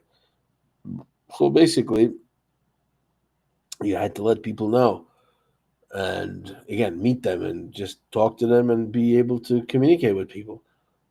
But today, I said, for my son's age group of early, college students, it's kind of like it's amazing. It's amazing because they don't have to get out of bed and they have a target market. They can access a target market of 8 billion people. Not everybody has internet and stuff, but everybody has internet through a friend or something. So, how do you get your message out? Well, Just get it out there. Use the platforms, use the digital channels, and you could reach 8 billion people from your bed today. It's something. It's mind blowing. It is mind blowing. And I was like, and I understand the laziness in today's society and the younger generation, but I was like, listen, your powers, your reach, your potential is today is virtually unlimited. It's only limited by the boundaries of where people are, and you could reach anybody in any corner of the earth. So if I wanted to reach somebody in the 90s, I would have to call them. I would have to send a fax. I would have to do something. But today, you just post it on YouTube and you just reach out to that person and you say, listen, this is what I'm doing. This is my product, and here it is. Imagine back in the 90s without the internet, like what with the internet being in like really, the early stages. Is you trying to sell a video editing service to somebody in Japan? What would you have to do? Well, you have to send the hard copies of the tapes. You would have to send the hard copies of this, some references. You would have to get letters signed by people and stuff. Today, you look at Google. Like, listen, we're a company out of Czech Republic, for example, and we're trying to sell something to Japan. So what are you going to do? All right, well, look at our Google profile, and we have like 500 different reviews from people that are actually did that and stuff. And so they can vouch for us that we're actually able to do something like that. So Google reviews, and goes back again to what my friend Roger was mentioning here last couple of weeks. Is like, yeah, you got to do the Google Business Profile (GBP), and yeah, I mean, you get the market to the whole world, and it's a matter of how you want to do it, how many people you want to reach. But market is open, and you don't have to spend a you don't have to print out 20,000 flyers to send out send out a message. That part has become cheap. Whereas we were in Bloomington and we're talking to people and companies, and they're like, well, no, no, no, my son didn't drive the message home. Hopefully he's going to be learning now. But yeah, there's a pizzeria that said, there's no students here. I can't invest in marketing. He didn't follow up with them properly. And then at the hotel I was staying at, they had flyers. And I was like, why do you in 2025 need flyers within your own town? Everybody's on the phone anyway. Everybody will look and say, Google, I want pizza. I want pizza on Veterans Parkway, blah, blah, blah. And Google will tell them, why the hell do you have to spend, I don't know what, $3,000, $4,000 to print out flyers to distribute to the hotel, regardless even of the fact that it's not very green to just print out the flyers and carry them out all over the place because you're wasting paper. But hell with it. I'm not gonna go. Like I said, I don't want to get deep into politics, but it's just use the internet because everybody's on it anyway. I mean, we're like, if you're looking for a new product or service, or you're looking, what are you gonna do? Well, you're gonna ask Google either voice, which I don't do. I don't talk to Google because we don't like each other, and I don't want Google to have my voice print. But that's a different story altogether as far as security or whatever. But you look at the phone and you type it in. You're like, listen, where can I find a good pizza near me now? And Google will tell you. And that's what 90 something percent people do. So why are you printing flyers in 2025 hoping to get new business? You don't need to. You just need to be where people are. People are on their digital devices. So simple as that. Anyway, that was my digital marketing window again.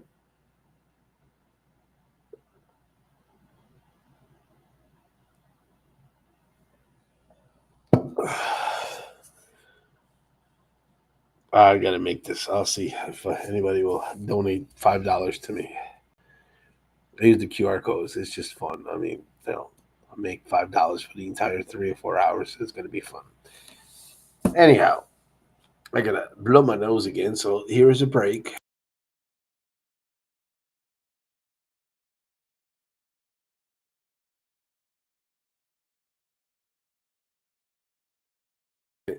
I'm back with voice. Visuals you saw. Blow my nose. I just don't want to break anybody's speakers when they're listening to us. All of a sudden, you're gonna, just something like blowing the nose and sneezing and stuff. Those are such sharp noises into the ears, especially when you have, the feedback head, headphones on or something. So we'll see. Hey, yeah, I think it's time to go to sleep after 3 hours and 40 minutes. I think I got into the deep conversations here. I covered it all. Young generation, old generation, Atari, floppy disks, cassettes, Dolly's rhinoceros. I think I covered it all. I think I'm doing pretty good. No, so thank you for spending a part or entire or whatever you can afford time with me. This is my last of my beers. Then it's just brush my teeth session and off to bed I go. And yeah, I'll do the massive growth fantasy post in the morning because I got to do laundry and stuff. And it's 2 a.m. So if I wake up at 7 and 8, it's going to be about the right time. So, and yeah, let's do this again sometimes. It's been fun. And 6 beers is. I still have some other like mojito and Sex on the Beach or something in a can, but I'm not a big fan of hard liquor anymore, and I'm not a big fan of cocktails. Bloody Mary with vodka is always good, but none of that. And my favorite, of course, is Jack Daniels. Jack Daniels rules, but people get too crazy after hard liquor, so I stick with beer. And Yingling is well balanced, excellent, oldest brewery in America beer. Plus, it is one of the cheapest beers too. So, but the price doesn't make a difference. I'll buy a Modelo any day if they don't have it and stuff. But the whole point about drinking is you just there's people that buy these strong beers just to get wasted after one, and I'm like, if I want to drink beer, I want to drink beer because I like the taste and because I like the beer. Just to get wasted, all I gotta do is do a couple of shots. So if I want to, I enjoy beer. So I gotta figure out how to lose weight with having a beer, but that's for another evening full of fun. So thank you for your attendance. I'm not gonna do the Musk salute, but I will say have a great Sunday. Enjoy church, and I will finish this beer and go right to bed. It's been fun. Thank you for your attention. Have a great night.